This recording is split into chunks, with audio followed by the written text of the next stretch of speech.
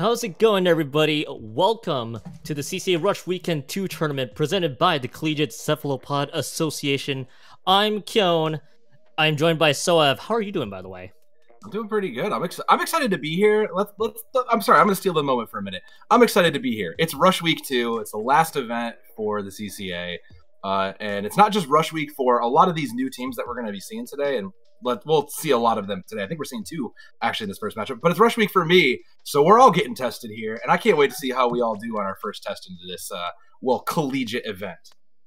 Oh yeah, for sure. And CCA has done a lot of events in the past, and this is one of the last Splatoon 2 tournaments that we will see before Splatoon 3. Everybody's going to be excited for it, approaching into next weekend.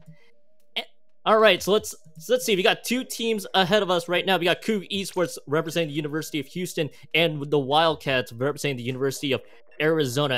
And the first map we got going on to start things off is Surgeon Shipyard Tower Control, which Surgeon Shipyard, in my personal opinion, is one of my favorite maps. Tower Control makes it a lot more fun. So I am super excited to see how both these teams play this particular map. This is an interesting one, especially for tower control, because the flexibility of the high ground that your backliners and your anchors really need to maintain changes. So it's really a map that keeps you on your toes. I think this is a great way to kick off a great event. And I think tower control being such a tough kind of a style to play with, especially to keep your slayers slaying. Yeah, I agree with you. This is going to be really, really good. Not one of my favorite maps, but definitely one of the most interesting I think we'll have coming. And you also have to factor in the many different train changes that we'll have. You have a lot of moving pieces as well in Surgeon Shipyard. It is, again, personally my favorite. Of course, may not be everybody's, but I'm excited to see how these 2 teams play. Well, we're about to queue in momentarily here. Some quick notes here before we're about to queue in. The Wildcats and Coog Esports, this is their first actual experience in the CCA, in any CCA tournaments actually so far. So a lot of unknowns really for both of these teams. I'm gonna be curious to see how they both perform, especially in their first appearance here in CCA Rush Weekend. Yeah, considering that University of Houston, the Coog Esports didn't really list anything they're playing for keeps here. It means they don't want to give away too much. They don't want us to talk about it. We've seen a lot of shooters. We've seen a lot of inkjets, and armor is still pretty oppressive, all things considered. So I think that is going to be kind of the barometer for this, is who can get their armor, who can get their support online first, and who can keep their backline. Those weapons look pretty standard for me. I think this is going to be a great round. Yeah, for sure. And right now, loading in with both these teams here, I do see Dio on that gray end zap as well. You have the Tetra Dualies in play here, along with the Jet Squelcher and the VDS. Actually, the Dualies, just the vanilla Dualies Squelchers on the hands of the University of Houston. On the other side for the Wildcats, same deal. Gray end zap, the Splattershot Pro. I think they got a backline weapon of their own. One of the Chargers has shown up, and another pair of Dualies here. Both teams are about to approach right in. Yeah. Ooh, first pick there comes in huge, but now they're in the back line. They're pretty trapped there. This is going to eventually get out, but the space is taken. Yep, for sure. Right now, Dio just found the find into Flap. 2 members down, and actually that's something that I just noticed already. We got an early DC actually. The K-Shot Pro has disconnected. It's right now a 4v3 situation in the works right now. It looks like because of that disconnect, and something you're going to generally see in these Splatoon 2 disconnects, is that they're going to let University of Houston play on, it looks like, and that's exactly what they're doing. They're just gonna stand put, and they're gonna go for the reset. This is just the internet at its finest here. I mean, let's be real. We're always playing with Nintendo's extra player here, the lack of dedicated servers. Thankfully, giving it a little bit of a change going into 3, but yeah, we'll have to just take the reset. It be like that sometimes. This is just it just be. Yep, and this has generally happened before. Yep, we're gonna get a quick reset in, get the player back in, of course. And we'll see what happens here. So, but we have seen both these teams dish out very similar-ish weapons coming in. Similarities here do include that Grand Zap, you have the ink armor on hand, so you got some ink armor coverage there. So, but I'm curious. They're probably going to keep the same weapons leading into the next round. Just going to be waiting on the players from the player from the Wildcat to show up. Yeah, I think the armor is just kind of a non-negotiable at this point in the game. You kind of need to have that to set the pace of everything. So a lot of this does come down to whose support is getting the armor online, and then whose Slayer is ready to go at that point to really keep themselves going. And then in the back line, having that inkjet in the back to kind of clear some space, especially for the tower, is going to be the question mark versus that Charger, because your Charger can't afford to take pressure, right? Your charger needs to be able to just clean up those flankers and those shots coming in. So I think really kind of getting aggressive with the armor when you have it and taking the aggressive moment first is going to be key to keeping the tower moving. Oh, absolutely here. So right now while the Wildcats are still probably ready up, getting themselves composed there, as you mentioned though, with that armor as it's completely non-negotiable. You have a lot of things to work with, but I'm gonna be curious to see with the way things were going. We only saw the first 30 seconds of this matchup before the disconnect happened. So some finds were in play, but again, everybody gets a fresh start. Didn't last less than a minute, so gonna be waiting on Atio to ready up for the Wildcats. It'll be still tough to tell because I don't think there's not much to change. Granted, you had those initial early picks that really kind of set the pace for it, but the tower never really got moving until it was very clear that we had control, and that's kind of how it should be. Once you get the initial pick, clear another member, kind of control the space a little better, and then you're going, no changes coming in, it looks like. So I think we're going to see this going as it is. I'm very curious to keep an eye on Flap there with those dualies, actually. Oh, absolutely. Flap's performance on that duelist may help set the pace for the rest of the University of Arizona, or the Wildcats for that matter. As Ghost actually, as we mentioned, Flap, Ghost gets the find onto Flap right out of the gate. Actually, 3 members down already for the Wildcats, as the Coog Esports they're going to push right along, and another member down. Houston starting off very aggressively, finding all the associated squids from the Wildcats, and Houston's going to try to push along. That's just a rough start. You lose most of your team. You can't really afford the full team wipe, and the duels will pick right back up. Flap again! That early pick already, that's such bad news. But right now it looks like we are seeing a response here from the Wildcats, though. Members actually dropping quick for Houston. They are still pushing the tower right now. Deal's the only one on that tower, but he's going to get surrounded real quickly here. It looks like this squid jump is going to get found real quick here, so Wildcats are able to stifle that push. And something I also just realized again, another DC. No. Where are we? Did we? Oh yes, we did. We did. No, the K shot has disconnected again. So, yep. But it's a 4v3 situation right now for the rest of University of Houston. They are at full strength. So right now, looks like no reset is in play. They're gonna have to play this out real quickly here. Houston's gonna try to take advantage as much as they can. 1 member down though, and make that 2. That's a big loss on the ultimates there. That's going to take a little while to come back. And kudos to our friends in purple who are actually holding it down pretty well. You can see it. The backliner is just there, set up, is spotted out, but there's not really able to make any sort of pressure on that. Just trying to vie for that attention and just try to find that information there. They'll give up the tower for now, but the real question is, can they complete the kill? And Flap again just gets punished for it. Yeah, right now, members still dropping real quickly here. Wildcat members are dropping again. It looks like Houston, though, they are just going to try to pressure them out. They're not going to try to push most of this advantage right now. But as you mentioned, though, Flap continuously getting found right now on the hands of the University of Houston. So, going to be curious to see if they can get something going. See if we can get a hold from the Wildcats. Right now, members are still dropping down. And in this 4v3 situation, the Wildcats are going to have to play very defensively and play very well coordinated. It's gonna take some time to get that lead back. Ink missiles, can they get out of the way? They do. The Wildcats managed to get out of the way. Armor online, but there's not really a good time to use it. They decide the time is now, though, and they need to win this out. Does not work in their favor, though. Yeah, it's so disheartening to be in this 3v4, though, given that and the bombs, too. The bombs come out. It's just, that's so unfortunate. Yeah, and as you mentioned, very unfortunate call in the 3v4, but we do have to emphasize with the 3v4, losing 1 squid can swing this real quickly for the team of 4. And yeah, Coog Esports were able to win that first map, and right now map number 1 goes to Coog Esports to start off this play all 3. It's a bit of a unfortunate end to that, to have to kind of lose one and just force to play it down. You can't let it burn the mental, though, because there's still plenty of time for the Wildcats. You still have 2 others, and every map matters, right? We're in play all 3, so every single map matters. So it's just time to just reconnect. Find a minute, get off. Move from the McDonald's Wi-Fi to the Burger King Wi-Fi, pick it up, and go from there. And then just kind of try again, get these next 2, and try to pick your seating up for this, because we got a whole new map and a whole new mode to go to, right? Yeah. Absolutely, and speaking of this next map, it is going to be the Manta Maria Rainmaker map coming up right now. And Manta Maria, not my personal favorite, but I kind of love the terrain for this one. As looks like we got something going on over here real quick. But yeah, Rainmaker on Manta Maria. again, not my personal favorite, but I kind of appreciate the scenery that Manta Maria takes place. A little bit small-ish, I'll say, in terms of the map size. And the Rainmaker is in a position. Excuse me, the pedestal for the Rainmaker is in a position where it's a lot lower ground, can be a little tough to navigate through. So I'm gonna be curious to see how both these teams play out this particular map combo.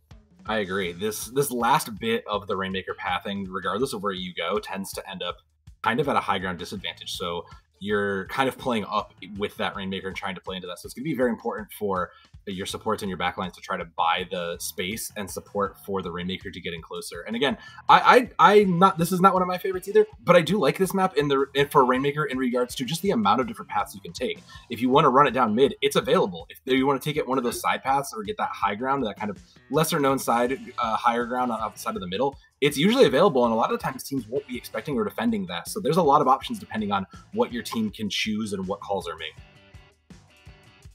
For sure on that one, really how we're gonna see both Coog Esports and the Wildcats, how they play out this map is gonna be very important to note here. So, and I'm gonna go touch back on that previous map. For Wildcats, a very rough 3v4 situation. Of course, you can't let the mental get to you here. You have the remaining 2 maps to go. It is, as you mentioned, play all 3. It impacts the scene, but I'm curious to see how, if they can recover from losing that first map. Again, very rough situation to really note for this team. Add on the fact that these are both new teams, and that's just kind of a rough start to come into this. You come in first round, you have a quick DC, a DCs again. That's just a bit tragic, as it were, to come in, and that's like your opening round for this event. Not a good look on the start of Rush Hour, but there's still plenty of time to bring it back. But meanwhile, for the other side, I mean, Houston just looked great. They looked very dominant and in control. They knew exactly where they wanted to play, and they were able to pick out the key targets that they wanted to, and just send them back to spawn as quick as they could. And it was especially important to note because for Coog Esports, they started off that map really well. They took out almost wiped out the rest of the Wildcats to really start that map. So there was some really clear signs that Coog Esports were in control of that Sturgeon Tower control map to start things off. Now, of course, noting that it is tower control, so they were probably playing around Sturgeon Shipyard around the tower control. For Rainmaker, Rainmaker, maybe that same strategy will apply. If they can find all the members of the Wildcats, they can start pressuring the Rainmaker, they can start pushing it up, and then try to see if they can get a path forward, slam it down on that pedestal. I agree, but it looks like we are ready to bring it back in. We're almost there. So yeah, I mean, I agree with you. I think you can keep kind of similar strats, keep control of the Rainmaker, trying to clear the space for it, and then try to just give yourself that positioning. But this one's just a little bit more of a difficult decision-making process. It's very easy to just kind of leave your backliner or your kind of your flex spot on the tower to move. But really, when it comes to who's picking up the Rainmaker, that's where it's going to become very crucial. You can't let your armor carrier and your armor farmer turn around and pick that up. You can't really have your Slayer pick that up. So it's going to be very key in regards to who's picking it up and what decisions are being made. And just simply exerting pressure onto your opposing team is going to be really, really important for this. And that is something worth noting, as you mentioned. If you have one member of your Slayer front line picking up that Rainmaker, they may be positioning themselves in such a way where the Rainmaker is very easy to spot. So it puts one of your frontliners now a little bit further in the back in order to play a little defensively and get the Rainmaker pushing. Yeah. So as you mentioned, who picks that Rainmaker out of the team is going to be key to this one, as we're about to see both these teams load in. Yeah. So I don't know about you, Keon, but I am never one to try to pick up the Rainmaker. Usually I am in the backline, and it's kind of sometimes it's the backline duty, but I try not to. I have never been good with it, so I don't know about you, but not me in that regard. No, the Rainmaker, very, very huge thing. You're easily gonna get spot out. It's my kind of thing because I like to help set the tempo with where the Rainmaker goes, and I like to have my teammates, help carve out a path for me to get to that pedestal. So I don't mind having to pick up the Rainmaker as much as I can. But of course, I will always defer to my team, help find the picks, and of course carve out that path to see where that goes. Because after all, it's a team game, right? It's all about the teams getting everybody to work together. So wherever someone has a weakness, you can count on somebody to pick it up. Oh yeah, for sure. Right now, looks like Coog Esports are looking to be set right now with with their lineup. So still some discussion to be had on by the hands of the Wildcats here, but they look like they're close to readying up pretty soon here. So it's going to be interesting to see how both these teams see what kind of adjustments they're going to have with the for this Rainmaker map. Of course, we may see similar weapons, we may see different types of weapons, especially with the map choice and the mode in question. So it's going to be fun to see which weapons they have. I think this is kind of a spot where you maybe give up that back line and play a little bit more aggressive, so like a double mid line, a little bit something more supporty, because you don't necessarily have as this is such an up and down map that to try to really just kind of get planted and get set, especially in Remaker, there's really no time to do that. So I can see them forgoing. And the ink brush was not one I thought was coming, and that's a big interesting ball in play here from Necro. I actually partially loved this ink brush choice there by Nerko, as you mentioned. So it's gonna be interesting to see where that goes. But something I started to notice, I'm sensing umbrella actually on the hands of the Wildcats. Yeah, that is. I am blanking on that umbrella choice in question though. So very interesting assortment of weapons by the Wildcats. It's gonna be curious to see how they can execute with this one. Rainmaker is quickly picked up by Houston, and some trading is going on right now. Yeah, but the double missiles just came out and have been huge. Just the information and pure... Oh, they want to close this out quick. You can already see Necro is going far. They know they want to close this out right away, and they are in position to do it. They just need to clear out the 1 or 2 remaining stragglers here. Yeah, they just gotta clear out as much members as they can, and they got it! We're done! It's over! Blink and it goes by! Yeah, they quickly got that path going. 2 members quickly went down, and something that I just quickly noticed with that immediate slam of that Rainmaker, Booyah Bomb was popped way too late, and they were stuck in that animation. So effectively speaking, you had 1 squid to pretty much chase down the Rainmaker, but that Rainmaker was slammed before the Booyah Bomb could even come out. So just well played by Coog Esports. So maybe a little bit of a misstep there by the Wildcats, but still more well played to Houston on that one. Yeah, I don't think in terms of decisions you might be thinking about. Some teams want to play quick and aggressive, but the Kensa plus Brush was not something on my radar, simply because that's a little bit older. But yeah, the aggressive play of that Brush is so far. But I mean, there's not too much to talk about, so let's just go on right into 3. It's everybody's favorite mode, and by that I mean nobody's favorite mode. It's Clan Blitz on Piranha Pit.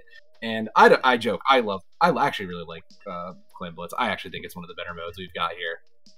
That's a very interesting take to see somebody really love Clan Blitz, as both teams are about to load and pick out their weapons. I don't mind Clan Blitz. I think with Clan Blitz especially, a lot more emphasis on team play. So we're gonna be testing both teams' cohesion and their teamwork throughout this moment here. Because again, with Clan Blitz, your goal is to spawn that Power Clam or that Power Clam on hand in order to cash in on those clams towards the basket. So, I'm going to be curious to see how both teams' teamwork plays out right now to see where this goes. I'm with you, Keon, because this is not one you can just kind of quickly, just kind of make a play, get a pick, and go on it. This one requires a lot more time and thought, and I think that's what appeals to me. Is it requires a lot more teamwork. It requires your Slayer to go and get a couple key picks, and then still continue to set up for the rest of your team to come in. And you really just can't go in alone. It really does require a bigger set of team skills. So I think it's the last match for this set, and this will be really interesting because the Wildcats need to at least come up with 1 to keep themselves in a good position. And that would just be unfortunate to have them kind of just get blown out like this in their first match. Oh yeah, for sure. It would not fare well with especially the mental thought going into this one. They want to avoid gain 3-0 as quick as they can for the Wildcats to know. Now, one other thing I do want to touch upon here real quickly. This is indeed Piranha Pit. There are some areas that may not be heavily used with the way this map is laid out. So everything's going to happen straight towards the middle here. And I am seeing very similar weapons actually on both sides. Are both sides dishing out an Octobrush, I think? I think, yes, we both moved into Octobrushes here. And we got looks like a Squiffer from Octio there, so a lot of close range in addition to that half-gallon, which half-gallon bringing in the armor, but a lot of close range fighting there, and that's cool. And it already puts in some work, Keon. Yeah, for sure. That Squidward immediately found one of the few members there, and already Houston's game wiped out the map there for a quick second. Wildcats did, however, lose 2 in that process right now, but right now both teams it's still very early. They're both having to gather as many claims as they can in order to break that barrier right now. So a lot of work to be done for both teams, but still, this kind of sets. Ooh, that's a lot. Yeah, that kind of really sets tempo with how this map is going to go, really, for both these teams. Agree. It does swing back, and both armors popped on both sides, so they are ready to go. And the Clam is down. The dualies come up big there, and the rest of the ultimates are going to come out here to clean this up, and 2 fall from both sides. Ooh. Yeah, and right now Tax does have that power clam. They immediately cash it in, so that's already the barrier broken to get things going for the Wildcats. But where's the follow-up? Houston's already took out most of the follow-up right there. Tax only can cash it on the 20 points remain, so that's a free power clam to get things going right now for Houston to get things going, and Deal already found Tax. Yeah, but Houston are now playing from the deficit. It would be just, those picks are important, though. It'd be easy to just take it and go. 10 missiles out to buy some information and some space. Don't find anybody, but does tell them where they are. Yeah, it'd be very easy just to get up. I say that, but the Clam's already in. And all things considered, right now for the University of Houston, they were only able to get the 20 points on hand, and unfortunately, you can't have ties. So Houston has the extra point remaining in order to get things going right now. So the Wildcats still technically have the lead. Right now, both teams still having to get the power clan spawn as soon as they can. Wildcats are finding some of these picks though, so they are still having some control. But it is so back and forth between these teams. Not really one of these teams really have a true advantage right now. No, and they're playing so aggressively, too. They smell the blood and the ink, and they're just ready to go. But the Clam is ready to go also. Still just kind of waiting now. They're going to buy this time to try to get some ultimates on board before this next press. And I think this is great from TAC to kind of give this a space up and just go. They have a way to get out, but the balls are already in, and Blue Squid is down. This is it. The brush is just going in. Yeah, already the quick cash in right now for Houston to get things going. Yeah, as you mentioned, Blue Squid quickly going down. Ink Brush really rushed in, taking advantage of that Ink Brush speed, and already 3 members were down for the Wildcats. Houston is already cashing on some of those claims as much as they can. They don't have any extra right now, but that is still a very good push by the hands of Coog Esports, and 2 members already down, but the barrier goes back up. All said and done, though, it's 38 points remaining, and right now, members are still quickly dropping for Coog Esports. Right now, Wildcats are still trying to find a stand right now. 2:05 left to go on the clock. Still a lot of time left for the Wildcats to catch back up. I mean, they just have to play defensively for Coog at this point. They don't really need to do much else. They've already cemented it, and you can kind of see it. They're just going to try to hide and just play it a little bit more defensively, hold on, and try to gather as many claims. It's about split right now. And again, you can see the Brush is trying to get something. Necro bringing it in. Eventually gets picked, though, and that's so many clams down. And if the picks continue to fall, it looks like the Wildcats can pick this up. Booyah Bomb is there if they need it. Never mind, it's gone. Just as that blink of an eye and it's gone, trade comes through. But the pressure is up, and they are trying to get it in, just trying to make sure they can get it. The last member of Coog will fall, and that's going to be it. Hammer comes out. No, not finding anybody, just to buy some space. And yeah, I think that was a good reset, though. Yeah, for sure. It was definitely a good reset for the Wildcats, trying to get themselves composed and trying to make sure Houston doesn't try to cash in as soon as they can. Right now, that Parkland is going to disappear real quickly, and another great shot by Deal for sure. And 3 members already down for the Wildcats. The offense can't get going right now for the Wildcats here. Houston playing a really good job trying to find all these members for the Wildcats, and we're going to be seeing a cash in momentarily here. Oh, no, it's denied! It's denied! That's so big! Yes, that power clam could not get cashed in. Actually blocked by the terrain in front of it. That was just unfortunate. That power clam is going to disappear, and right now Wildcats do have that power clam on hand, but they got to get a good push going. Sam and Booyah Bomb trying to get some ink down on the floor. It is there, but there's no follow-up. The clam is going to maybe get in. They have 18. Is it enough, though? I don't know. Right now they... No, there it is. There's the cash in. It's a wipe! It's actually a wipe. It's a wipe right now. Yeah. Houston lost all 4 members. They just got to get all those clams in. Right now some clams are being chucked in. Right now, they need one more clam to get the lead, and they do. That's it. That's the big turnaround they needed. That team wipe was the key factor to keeping them forward going into this. 10 seconds left on the clock. There's not even going to be a time to get this in. There will be a super clam in play, but they still have to get through everything there. And just look, they don't even have turf to play it. Yeah, right now, all that turf belongs to Wildcats. They got to play very defensively right now. That power clam that just spawned after the barrier went back up. This is going to be the one push that Houston needs in order to get this one going. Right now, Flap does go down. There are members down. They got to get that power clam cash. They do. It's 2. It's open. Is it going to flip? It's over. And look at that! Yeah, Coog Esports quickly ran it back with a crucial push at the last moment. They had so many clams on hand, and all it took was that power clam that just spawned from the barrier. And yeah, Coog Esports won this set 3-0. They win all 3. They almost lost it there in the end, but snatched it right back. It just seemed like the couple of the picks that just fell, and I gotta call it out because Flap was just the name I was constantly seeing, just getting picked again and again. Was just, unfortunately, the picks just kept falling, and that's kind of their downfall. When they had the lead, they just needed to sit back, play defensively, make a pick or two, and they could have closed it out. But instead, unfortunately, the Wildcats are going to fall 0-3. A very rough start for a new team, but there's still plenty of more Swiss to play. I mean, this is only segment 1, so pick a head up, get the mental back together, and the University of Arizona, we won't see them, but maybe we'll see them later if they can turn these next several rounds around. Yeah, for sure. Before we hand it off to Ray, I want to have a quick shout here. Dio on that Squiffer, 22 splats to their name. They played a powerful Squiffer on that last map for Piranha Pit Clan Blitz. So Dio just played out of their minds in that Piranha Pit match alone. Oh, absolutely. That's exactly what you need out of a Slayer. And that is an option for a Slayer who just knows and feels confident. If you don't need to hit more than one shot and you feel strong in yourself, yeah, that's all you need to do. So shout out to Dio for really bringing in that clutch play on that Swiffer and keeping the team succeeded and up, because that uptime is so valuable. So congratulations to Coog Esports. They'll go up for one set as we'll check into them with the later rounds. Yeah, for sure.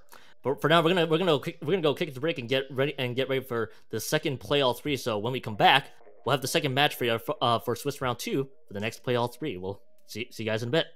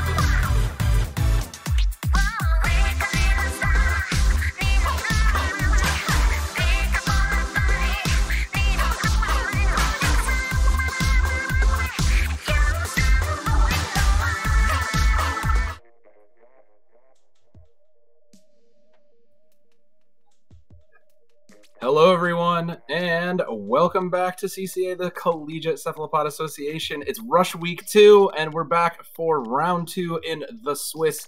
I'm Soavdannom here with Keon, and we got two new teams in the lobby and two new, a new set of games to be played. We got the Splatterdragons of Drexel versus the Deepsea Miners of the Colorado School of Mines.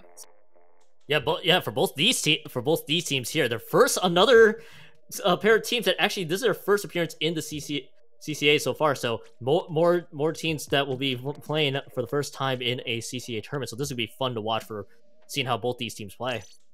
Yeah, 1000%. I mean, talk about Rush Week, all these new teams coming in. We're rushing to see who's going to be in the next class of the Cephalopod Splatoon players. And while they're getting ready, map 1, we're going to call it out here. It's the first time we're seeing it for today. It's Splat Zones on Muscle Forge Fitness. And I actually, when we're kind of talking about the things that we like and don't like, this I think is one of the more interesting ones for Splat Zones. I actually like playing on this one, mostly because I'm a backliner, but I think this is a great map for Splat Zones.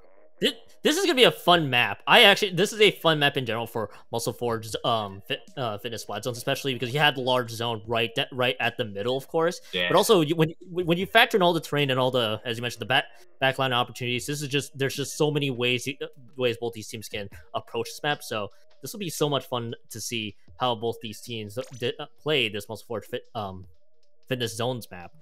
And right now, we're about to see both these teams load in. Gonna be curious to see how both these teams, what their weapon composition is gonna look like for Muscle Forge and fitness zones, and for the Splatterdragons and Deepsea Miners here, we got almost looks like your standard fair weapons to really see for both these teams. Yeah, these are all weapons that look like they've had some success. Interesting for the Junior versus the N-Zap. That's an interesting pick, but I think the regular sub bomb is going to do a little more value than the sticky bombs here. There's not as many walls you need to stick onto, so I think that's a little bit more of an interesting pick. Yeah, for sure. Bonk quickly going down. So already that zone has been captured by Drexel here. So it's going to be curious to see how both these teams approach this one out right now, and for the rest of these Splatterdragons right now, they're going to be curious to see how they both approach the zones. They're defending it very well, but the booty bomb is chucked out and the control is lost. Yeah, that was just winning by just pressing the ultimate, so the trade will come in, and they'll get control of it for the Splatterdragons. So, good take. It cost them everything in the bank, and there is one on the other side, but it's not enough of a team wipe to really make a difference, so they'll build up here. But those missiles got something to say about it. Yeah. Right now, already the lead has been taken by the Deepsea Miners here. So it looks like right now for the Deepsea Miners, they are trying to do their best to defend this one right now. Both teams are quickly losing members right now, and oh my goodness, one of the members already running in circles and taking out Riffy in the process. That is a good fun, but unfortunately, at what cost? The control has been lost. It is. There's still time to catch up, but that's going to be basically the team wipe there. So control still maintaining for the Miners, and again, they're just looking pretty well. Their backliners haven't really been contested. They've just been able to take position, hold it. They're getting back into the fight fast. And look at these 3v1. They were just left immediately. That's the kind of thing you need to see, is just forcing 2 and 3v1s out, and they are doing it. The Splatterdragons are looking good here. But right now though, Colorado still has that control. Splatterdragons are still having to chase right along right now. They are having to give a part of that control right now. No problem though. It's still plenty of time to work with here. Actually, really, they both are still contesting the zone. Nobody has claimed any sort of control around the zone. They're just throwing bombs left and right, trying to see if they can even capture this one. That's just how much ink is being thrown right down the middle just to even capture this large zone. At the end of the day, it goes back to the Deepsea Miners. Yeah.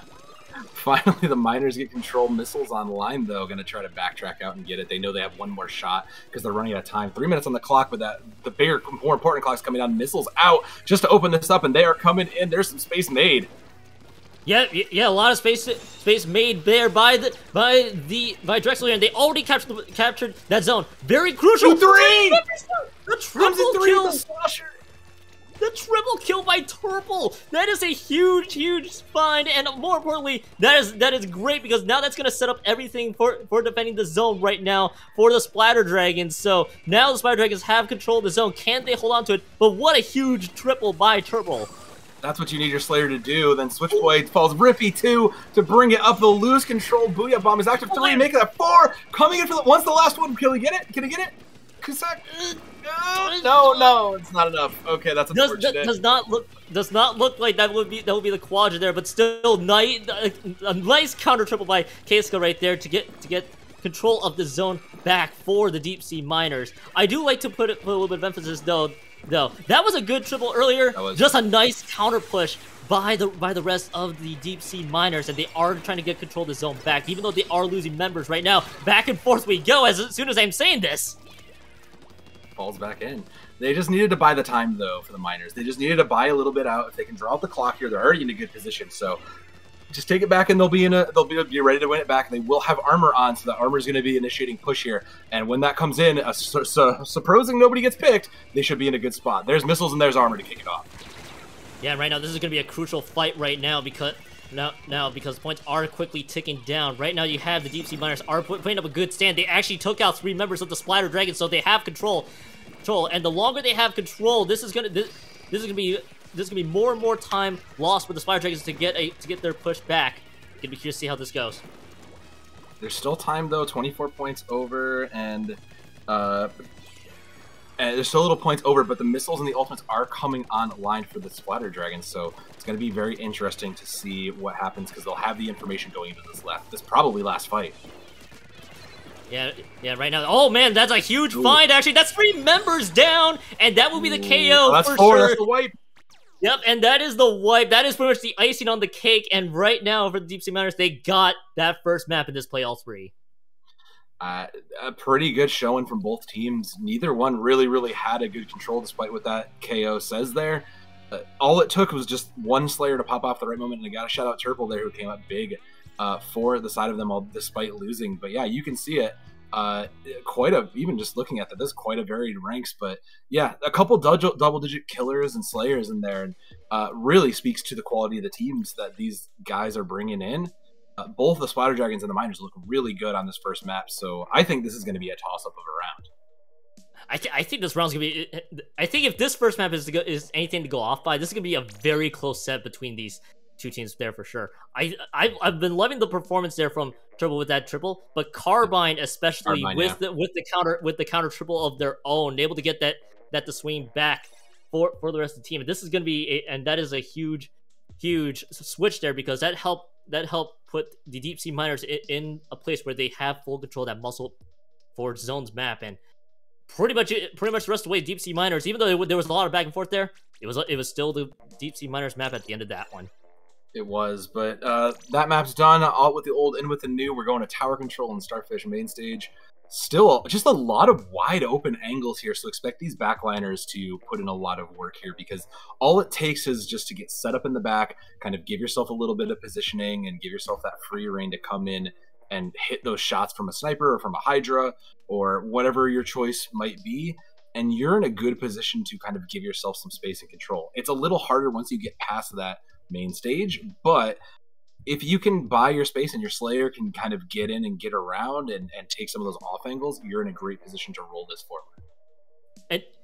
And I like the emphasis where there in terms of getting past that main stage, because the pathing of this particular target control map can be very rough at times. So yeah, it's really going to be up to, as you mentioned, the Slayers and the Milliners to take away some of those off angles, trying to get all the Squids out of there as soon as they can, so they can get that target control to progress. Because yeah, the pathing past the first checkpoint, that can get very rough in a hurry if the team's not ready for it.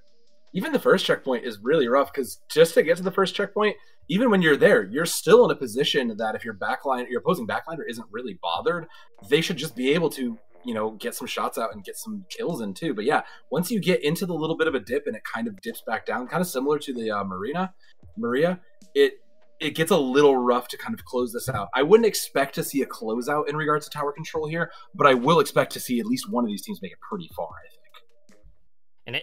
And I think with the way both these teams have been going, one of these teams could go the distance with this tower map, as we are about to load right into tower control in Starfish main stage. Gonna be curious to see if they have these weapons here, similar-ish, but I'm seeing some backline choices here on the hands of the Splatterdragons. I think the interesting one's the Brella there. That one is a little bit more interesting to me. We're trying to give our Slayer a lot more support, and I do like that here, which is because this is so wide open. Like, you can just see it. You don't even have to really approach to get pressure. Whoa.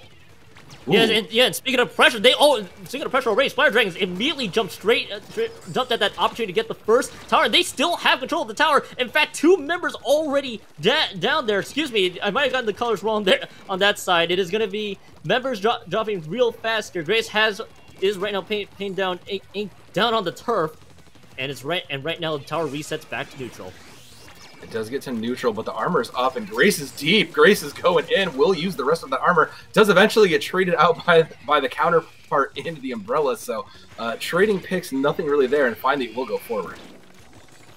Yeah, right now this tower is still going as we speak. Right now for the rest of Grace's team there. As right now, members are quickly dropping down. We do see the Stingray being used there. Turple immediately found by a stray bomb, and Bonk is able to find another member, but will go down on their own. So still a lot of back and forth to be had. But right now, for the rest of James' team, the Deepsea Miners are going to be here to see if they can hold on to that tower. They do get the lead off of that. Oh, wow. Geo just gets that off in time, and the armor is there for the rest of the team, and the cavalry to come in will get control of that back. But the Stingray just trying to buy space, finds one, looking for more, doesn't really see it, and J-Slosh at least found one to keep the tower in their control for now. Yeah, oh man, what a find by J-Slosh on the Turple there. That was pretty slick actually from decent distance, but not much to go off of for that one right now though. More training to be happening. They still can't get the tower past the main stage. Both teams kind of stuck at 80 points remaining, or even a little bit more than that. And right now, though, you got Switch Boy on the tower alone. They are going to take a quick lead off of this one, but may not be much. Going to be curious to see if they can take advantage. That is a pick, and that buys them enough up, and you can see it just trying to make the space and try to buy the time, and this windy one will eventually fall. Grace does fall. That's the support and the armor gone, so Switchboy falls also, and that just buys it right back. Yeah, we are struggling to get past this first checkpoint and just out of the sight of the stage. Yeah, they were. Yeah, right now though, for the rest of Drexel, though, they were able to get past that first checkpoint. The tower is going to reset. That was still not a bad push, but they may need a little bit more in order to maintain this lead, because a good push from the Deepsea Miners is going to be crucial for this one. Right now though, defense is being played by the rest of Splatterdragons, and Grace is able to find Bonk. It does find one, and Grace again pushing up aggressively. I like this play. It's confident. It does eventually get traded out. Just outranged. Slosh will trade out in response. Dies with that jet in hand, so that's unfortunate. And I gotta say, the jet usage from both sides has been a little kind of random. See, there it is now. Not really finding, just trying to search for information and try to clear a path. Doesn't really get much value as those missiles come down. Doesn't find anybody. Geo manages to stay alive for now. But the point does manage to stay for now. They'll lose the tower and reset it. Yeah, this tower is going to reset a bit. Nice bomb throw to take out Switchboy there by Raphael. So this is going to be interesting to see if the Deepsea Miners are able to get something back for this one. They are having to still crawl from a decent deficit, but still very manageable. As long as they can find members of those Squids and paint a path for the rest of the team, this is good. Deepsea Miners still have a chance to come back. There's still a chance for it, and again, with control of the cart, they have an ultimate on board. They'll send that Splat Bomb launcher right out. So as long as they find some value with this ultimate, they're in a good position to keep it rolling. And right now, Geo trying to pressure out the rest of the Splatterdragons round. Right now, checkpoint 1, and this is going to be crucial because 2 members just went down, so this might buy some time, but unfortunately, Grace is going to stay otherwise, trying to make sure that Deepsea Miners don't have a chance, as Grace finds Geometric, and Grace is able to stop that push with the rest of the team in support. Bonk is quickly snuffed out, so an extra 19 points left remains, but still not enough for the lead swap. It's still just enough. All they need to do is just sit back and play more defensively, and Grace will pop that defensive ultimate there just to try to buy some space and a little pressure, but the Brella not really having it. There finally is punished for it in 2v1. Yeah, as you mentioned, punished heavily big time for their aggressive play, but still though for Bonk. Oh, nice find onto Switchboy there for Bonk. And Geometric and the rest of the team is still trying to push right up there. Squid Jump trying to get out of there right now. Grace once again find members, but right now 9 seconds left. They got to get a push going. This is a good start to it, is sending out that jet just to get themselves control, but they need to find a pick to go along with it, otherwise they're just going to lose it here, and it's going to fall out of their control. Overtime is triggered, though. Can anybody stay alive to save it? Oh my goodness! They totally did. They just stayed alive, but they gotta stay on that tower. 3 members are down though, so this could still be a comeback here, but they gotta stay on that tower and not lose members fast. They still have to there's just checkpoint in play. It's almost there. 49, 48, they lose it. They did lose it. That fight at the very end, losing 3 members, just pretty much doomed the Splatterdragons and the Deepsea Miners pretty much from 48 to 80 down. They come back and win this second map. Whew, what a back and forth from both of them, and wow. I mean, you can kind of see it. There was a little bit more coming in for the side of the Colorado School of Mines. There was just a few more picks, and that was kind of the difference made, was this, the value they got and the aggression that they were able to take, find a pick, kind of clean up the fight, clean up a couple just to keep it going, and then take the space with that. So great awareness of the positioning on them. We're going to move on over to Rainmaker next, and you know, judging on their performance based on that, as we go over to, I'm sorry, we should be going to, there it is. Yeah, we're going to Rainmaker on the pump track. So, you know, similar styles can apply here. So based on that performance, this could go either way. This is still up in the air, I think. Splatterdragons have a chance to bring this back, to at least claim 1 in this round. And for sure, again, this has been back and forth the other way. This still could be anybody's 3rd map right now. Of course, the Deepsea Miners have won the first 2, but still, Splatterdragons can still contest for that 3rd map right now if they can dish out a good performance. Carbine is being subbed in right now. So few quick notes here for Pump Track Rainmaker. Very condensed map. Very small map to work with. Yeah. Games can quickly go from 0 to 100 fast for really any team. So one team fight win can easily swing a lot of points for them. So I'm gonna be curious to see if we're gonna see a ton of aggression from either of these teams. See if they can get those quick leads fast. Yeah, it's gonna be interesting to see, because this is, like you said, it's smaller. There's gonna be a lot for just aggressive plays to get made, and if you make a pick and can move the Rainmaker and can keep control of it, you're going to be able to succeed a little bit faster here. So this might be a similar case where the Miners just find an opening pick, capitalize on it, and then move the Rainmaker up to a position where they can kind of hold until the next pick comes in. And if that's the case, that's going to be their key to success here. But it's not over, Keon. Like, there's still hope, I think, for Drexel to kind of pull one out, as long as they can make a couple of changes, maybe make a couple weapon changes and play appropriately to the map. For sure. And you did touch upon the fact that, you know, Drexel still has a chance. A lot of these maps have been very close. Sometimes the scoreboard alone saying 2-0 Deepsea Miners isn't really indicative of how close both these maps have been. In fact, for the last map alone, Splatterdragons had the lead. For this one, especially with how swingy the map can be in terms of lead changes, it still could be anybody's. But Splatterdragons still have a really good chance to get this third map and help their seeding cause coming in to this end of second round.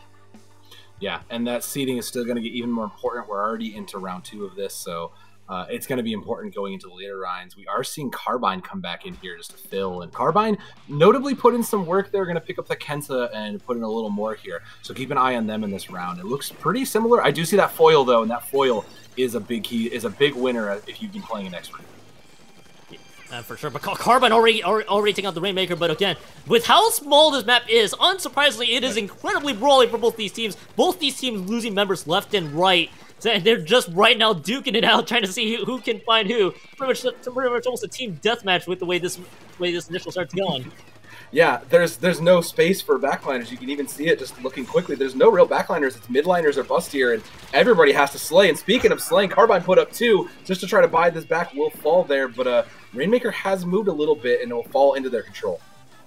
Yeah, right now it's going to be on the hands of JSOsh and the rest of the team here. The Deepsea Miners, as noted, they have the Rainmaker right now, and right now Geometric pretty much pinned into a corner as we speak. Right now it's going to be Carbine and Bomb trying to carve out a path as much as they can, and right now picks are being found. Geometric playing this one very safely right now, trying to get the support of the rest of the team. The Rainmaker finds 2.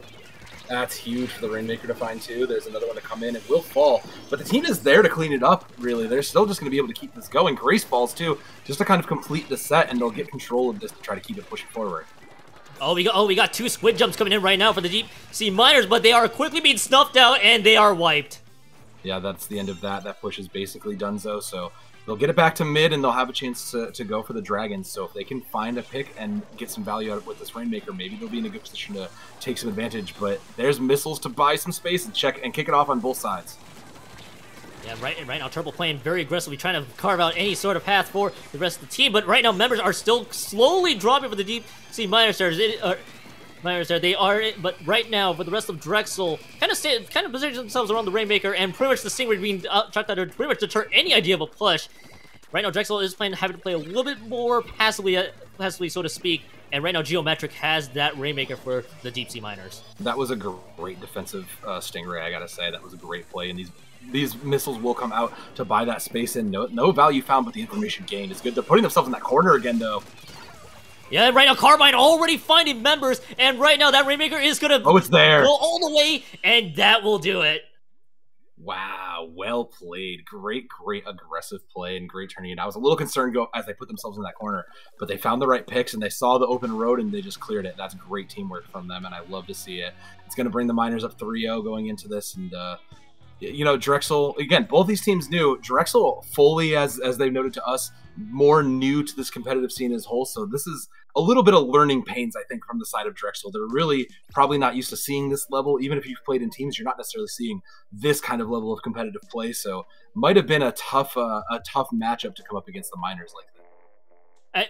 I mean that's a good thing to call out too, because yeah, brand new CCA here. For their first appearance and for that second round though, they were almost toe to toe with Deepsea Miners. Yeah. Sure, the last map Deepsea Miners were able to carve path, but that's just Pump Track Rainmaker in a nutshell. They were able to keep the first two maps really close. Yeah. So I mean, Splatterdragons were there for their first appearance here in CCA Rush Weekend too. Still a lot of pretty much a bright future ahead of them if they wanted to keep competing here in the CCA. I agree completely. And the Miners, speaking of bright, have come up 3-0 in this round too. Yeah, they're looking good. If they can keep this going in the next sets of rounds of Swiss, they are looking good. We might see them later come the actual cutoff format, so we'll have to see when that turns around. But I mean, that's round 2. We're going to take a quick break, and we'll see you in a few minutes for round 3 when we come back.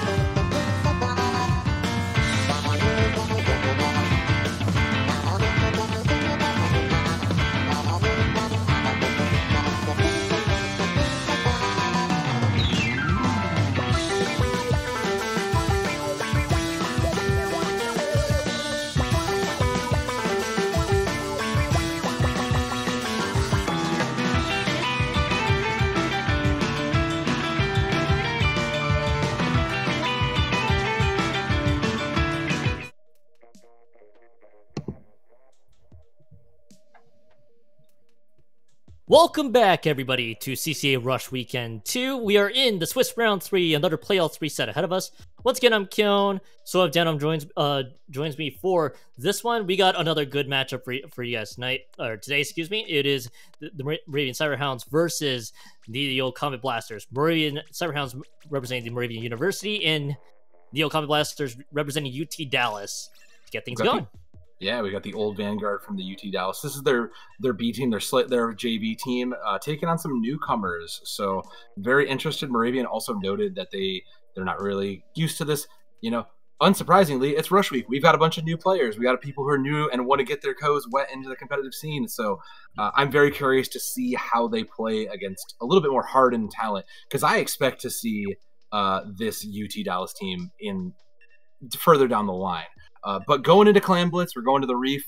I could miss on this one. This is not one I like to see Clan Blitz on, but you know, we're gonna see a lot of different things come out for Clan Blitz just because the Reef is such an odd map for this. I think. For most of the Reef, you usually see a lot of you get to see a lot of impact with especially with tower control and zones. You have that bridge to work with, but for Clan Blitz, it doesn't take full advantage of the bridge. It's the same concept applies. You gotta it's a test of one team's teamwork and cohesion to see if they can get as many points as they can cashed in towards the barrier. We're gonna waste no time here. We're about to load into the map for both these teams, and we're gonna see how Neo Comet Blasters and the Cyberhounds handle the Reef Clan Blitz. Yeah, Reef is definitely one of the more interesting ones. We're seeing a lot of Kensas coming out, kind of just pulling back into that quicker burst potential that we're used to having, and I do think I like a lot of this. Also, shout out to the Blobbers there, just to buy a little bit more space and get some more chaotic value. I do like those coming in for this big map. It's interesting to note because you mentioned that you like the Blobber. Both teams seem to think the same way here. We're gonna have a Blobber mirror match going on right now. In fact, both these Blobbers are actually battling each other, and Liquid wins the Blobber duel. That's what I like to see from this Blobber duels here. But more importantly, though, both teams really going with very similar weapon choices. Actually, you got the Kensal Splatter shot on both these teams. Armor, of course, obligatory on the hands of the Cyberhounds. So. Gonna be curious to see how both these teams, which one wins out at the end of it. Yeah, and it's also worth noting the Storm is out and in play, and I do like that as just a mechanism to kind of clean up any loose damage and buy some space when you need it. So that's gonna be important. But dying with 10 missiles is even more important, as there is a clan gonna be in play, as they have 15 on their side and 1 active. So if they can get in there, they will get this kicked off right. Yeah, right now Ink doing a really good job on that Blobber. Ink actually has the power clam on hand, just needs to cash it in. And actually, was that a little short? It was just a little short, but Noob was able to recover that just nicely. A little bit of a short throw, no problem. Noob gets the power clam back, and right now clams are being cashed in, already down to 50 points remaining. That's a big start to it. So playing defensively is an option, but there's probably no need to. It'll bring up a power clam for the side of the Cyberhounds, and they'll have to try to figure it out because they still have. Look at all the space they need to buy back. Look at all the space they just need to take. There's already a clam in play for them, but like there's just so much space they need to buy back here.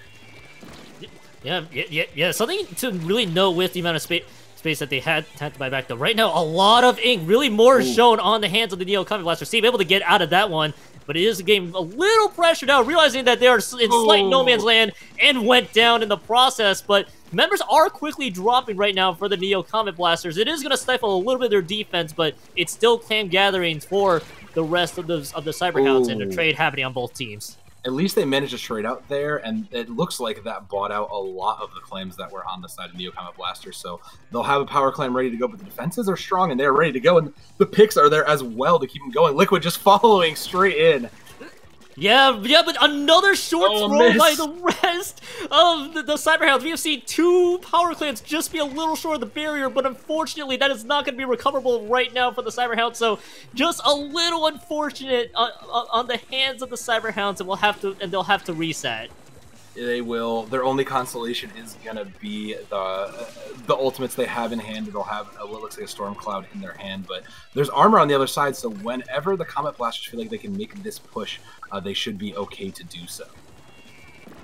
Yeah, right now the rest of Neo Comet Blasters are doing a good job pressuring them out a little bit there. Stuck in the corner is Moon. Noob snuffs it out big time, and basically the rest of the Neo Comet Blasters are finding some of these members there. There's still no power clam on site, but still a lot of picks to be had. So really for the clam economy right now, a lot more in favor of the Neo Comet Blasters as they're still gathering. Yeah, but I gotta give it out here to Noob, who we've been following for the last little bit. Noob has been absolutely putting in work, and again, just continues to slay. Slay, Noob, slay, continue to bring it home. Absolutely just a leading force for the side of Neo Comet Blasters, and just gonna run it in. No contest at all, just break the barrier. Yeah, for sure, and as you mentioned, Noob leading the team in splats right now. A lot of help from the Blah Blobber there as well, and Noob was able to break that barrier, and there's a lot of cash in right now. Morty has a lot of clams to be cashed in. It's down to 14 points remaining, and right now that barrier's still down. In fact, this could be a KO coming in shortly here. That last one, and they do. Neo Comet Blasters wins the first map. Wow, what a dominant looking performance from Neo Comet Blasters. Yeah, that's the joys of coming up against tested metal, right? You could just kind of see just how a team they were. 18 for Noob, incredible looking there. 18 splats for Noob. The next closest was 13, I believe that number was. Yep. Just absolutely put on a clinic, just showing how a good Slayer, when supported by their team, can really lead the way and enable the team's success there. Just great team play. Something to note statistically wise there, the player with the 13, that was the Blob Blobber. Very good impact out of Ink for the Neo Comet Blasters here.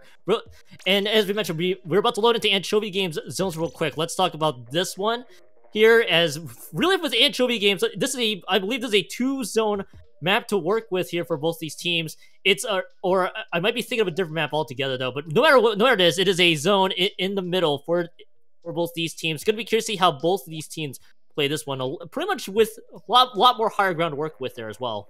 There is a lot more higher ground to work with, but I do think the other part to the equation is that you can kind of put away. I don't think we'll see more of the Blob Blobbers. I'd be shocked if we did, but this is a decent map to bring in your backliners back in, kind of force them out of flexing to whatever you might have had into, and kind of keep this going. This is going to be probably the return of some of those Stingrays that we saw earlier, and I think this is going to be, like, again, this is a good litmus test versus what we just saw, because that was a very dominant performance from that UT Dallas squad. But can they keep that pressure rolling, and how do the Cyberhounds respond to that is the other question. The Cyberhounds first test was a very deep one, basically thrown into the wolves there, so to speak, against a very experienced team. Again, Neo Comet Blasters, been part of the CCA for a long time, and the debut for the Moravian Cyberhounds, especially there. But we could see a lot of adjustments here for the Cyberhounds now that they got the taste of what the Neo Comet Blasters dished out. Gonna be curious to see if there is some adaptation as we're about to load into Anchovy zones. It is a split zone, I believe, now that I think about this, or at least partially a little bit smaller. Nope, that's the large zone. No, it's a large one. Yeah, it's a large block. Okay. Yeah, it's still a large block to cover, and there's still so many different obstacles that you can play from. You can sit on the high ground and simply reach it, even with your backline. So this is going to be a tough to contest zone for sure. I think both teams may have also heard you there, because you might have mentioned the surprise Blob Blobber. Both teams are going to stick to that Blob Blobber, although a very different Blob Blobber choice actually on the hands of the Cyberhounds. So Noob already finding two members. Make that the third. Wow, Noob absolutely coming to life. Getting aggressive, wants to just find the quad, is denied though, but has made a nuisance in the back lines here. Yeah, Noob is playing out of their minds already, and right now this is looking very strong for the Neo Comet Blasters. They're almost pretty much zoning out the rest of these Cyberhounds for doing a whole lot. Cyberhounds are going to have to find some crucial picks there, but two members going down, and it's not helping their cause. Make that 3 down. I mean, look at how much space they bought themselves just to get themselves still in control. They're still in control. It's still ticking down right now. They are not even getting contested. They might just clear this out. They've only had 2 fights. There's going to be time for maybe one more, but it has to get contested immediately. Yeah, Spicy's trying to do their best right now. Glick was able to jump right in. No, it's not enough. And the Neo Comet Blasters, a dominant second map belonging to them, and they're up 2-0 in the set. Oof. That was a rough set to come back from. That is a mental hurting, unfortunately. 2 kills for the entire team of the Cyberhounds. That is so tragic. That is really unfortunate just to see, just simply because, you know, again, look at all the space. They captured the zone and just, we feel confident to step up, take these spots. We don't even need to worry about setting ourselves up for 2v1s or enabling our Slayer. Let's just go in and just win the duels that we feel confident we can win. And they absolutely punished for that. You could see how deep Noob was just going into spawns and just careful, just absolutely was willing to take any fight. Wow, what a show from that UT Dallas squad. Yeah, Neo Comet Blasters pretty much playing that one very well. As that was the second map. Now we're on to the third map in this play all 3. We got Mako Mart Tower Control on this one. I kind of like Mako Mart personally, but that's just from my own perspective. But in terms of tower control, this could be an interesting map past the first checkpoint, just like the other ones that we're aware of. And it's gonna be fun to see how both these teams play. A lot of terrain to work with. But there's a lot, and this is another one of those maps that is going to be very relevant for your backliners, your snipers, whatever you choose to do. I can't imagine we're going to keep seeing these blobbers. There's just too many walls and too much like unparalleled architecture to really get value out of. So I have to assume we're going to trade those in for something else here. But I do think we're going to have to keep an eye on Jet Sculptures here or anything with a Stingray, because this is a good map for it. It's very easy to just throw it out, stay protected, but also find value, especially on tower control. So really going to keep an eye on, first of all, Noob, because I would expect Noob to just get right in backlines at this point, but also for those backliners to come up and find some value. Yeah, we've seen the Blobber really on the first 2 maps alone. I'm gonna be curious to see if they're gonna dish it out. Would be, again, as you mentioned, very surprised they're gonna dish it out. Again, they're back to spite you again.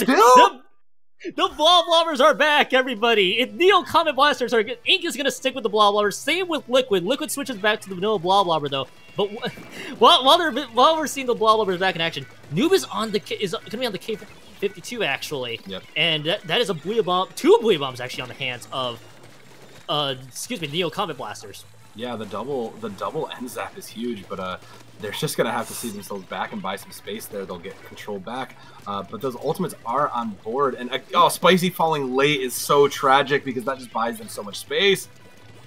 Yeah, and right now, Noob already going deep into the backlines. Here's the Booyah Bomb being dished out right now. Inkstorm being thrown across all sorts of directions. And right now, Cyberhounds trying to find an answer for any of this right now. But Noob is going to say otherwise. That's 2 members from the back deleted. Make that the 3rd. Look at Noob going crazy right now.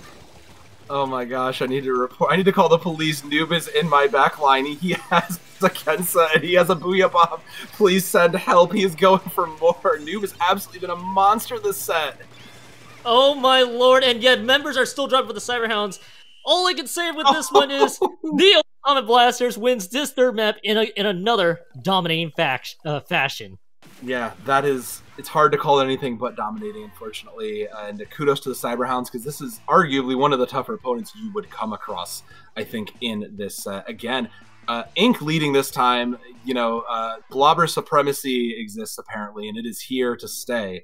So kudos to them for making that work. But yeah, the Neo Comet squad absolutely just looks very dominant from UT Dallas, and kudos to them on that. Condolences to Moravian. They, you know, for as unfortunate as the showing looked, you know, they still put in a good bit of work. They just unfortunately kind of took a loss and never really were able to catch themselves, and every stumble just eventually turned into a fall and cost them the game. So I hope we do get to see a little bit more of them, maybe in the later rounds. That would be super rad to see if they can pull this out in the last of the Swiss. For sure. And before we jump to break, I do want to know, again, as you mentioned, Cyberhound, this was their first tournament appearances. This was basically the almost being thrown into the wolves, because I do want to note that this is a massive experience discrepancy here. Neo Comet Blasters have played on multiple Splatoon tournaments, especially within the CCA. For the Cyberhounds, this is their first go. With a lot more practice and a lot more experience in their belt, they could definitely be able to compete. They just need a little bit more time, and this was definitely one of those welcome to the CCA moments there for the Cyberhounds against a lot of these teams. I agree with you completely, and I look forward to seeing what they bring, because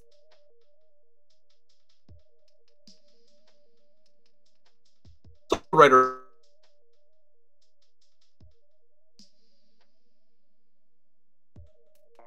find you for those who don't know you?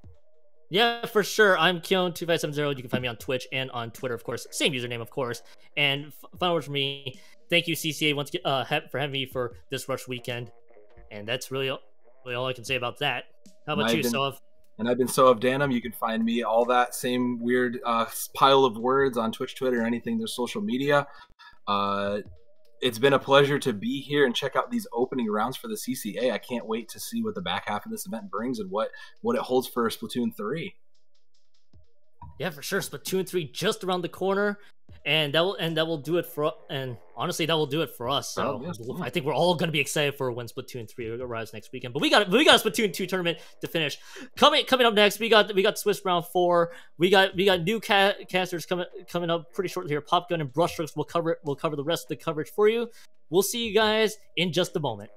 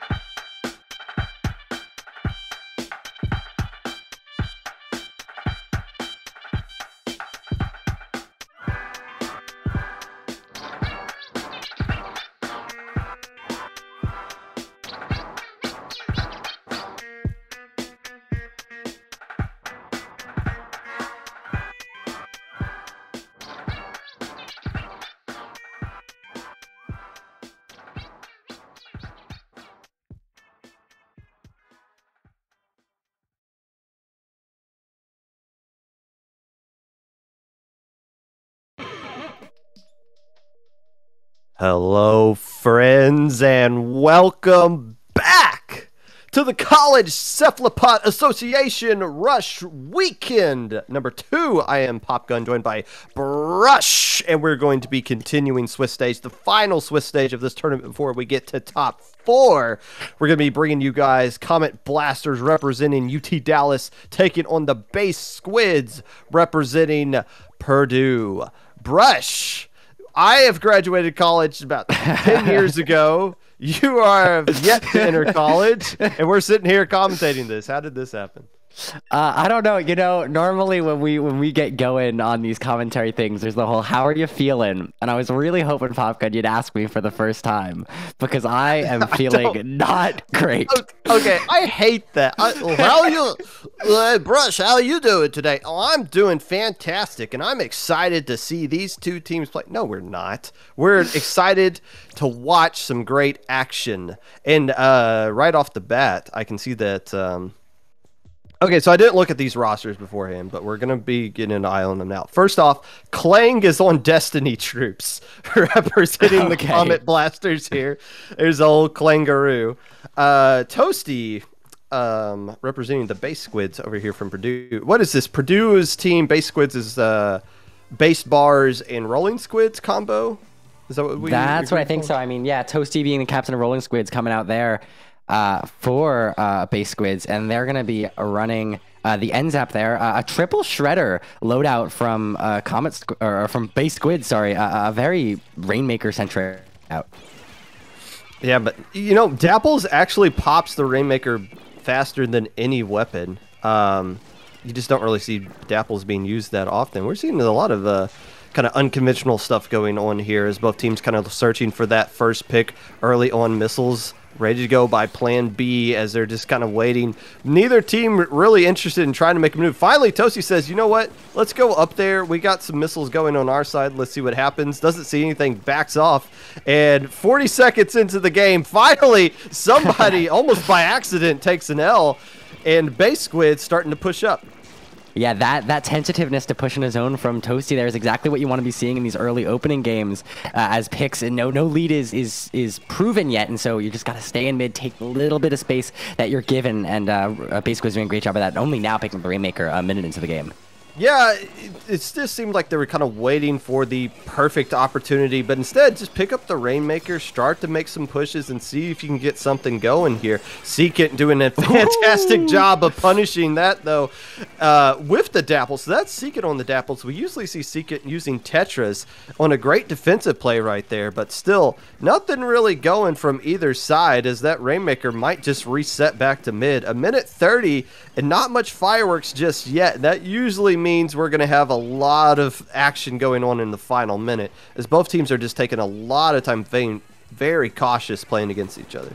Right, it takes one big push to sort of open the floodgates to back and forth gameplay, and that starts with picks. Seekit getting a there on Omazen now. Finally, lead past 70 is taken as it's Comet Blasters, so moving all the way down the right side here, getting all the way down to 39 before their push gets slowed down. It's Seekit now grabbing a second time as the PO comes out, looking to push out the Rainmaker all the way to the plat. 17 points remaining. That is a big place to be if you're Comet Blasters, especially when we're saying that this game is going to be nice and fast in the second half.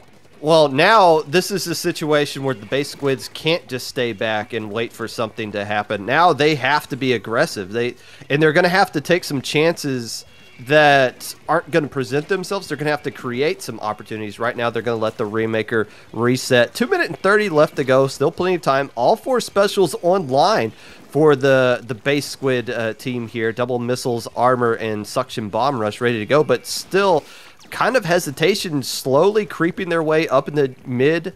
Not really sure where they want to put Hume just yet, playing back on the defensive side. But Toasty's been the one kind of taking the charge leading up there, but nobody seems too interested in going along with them.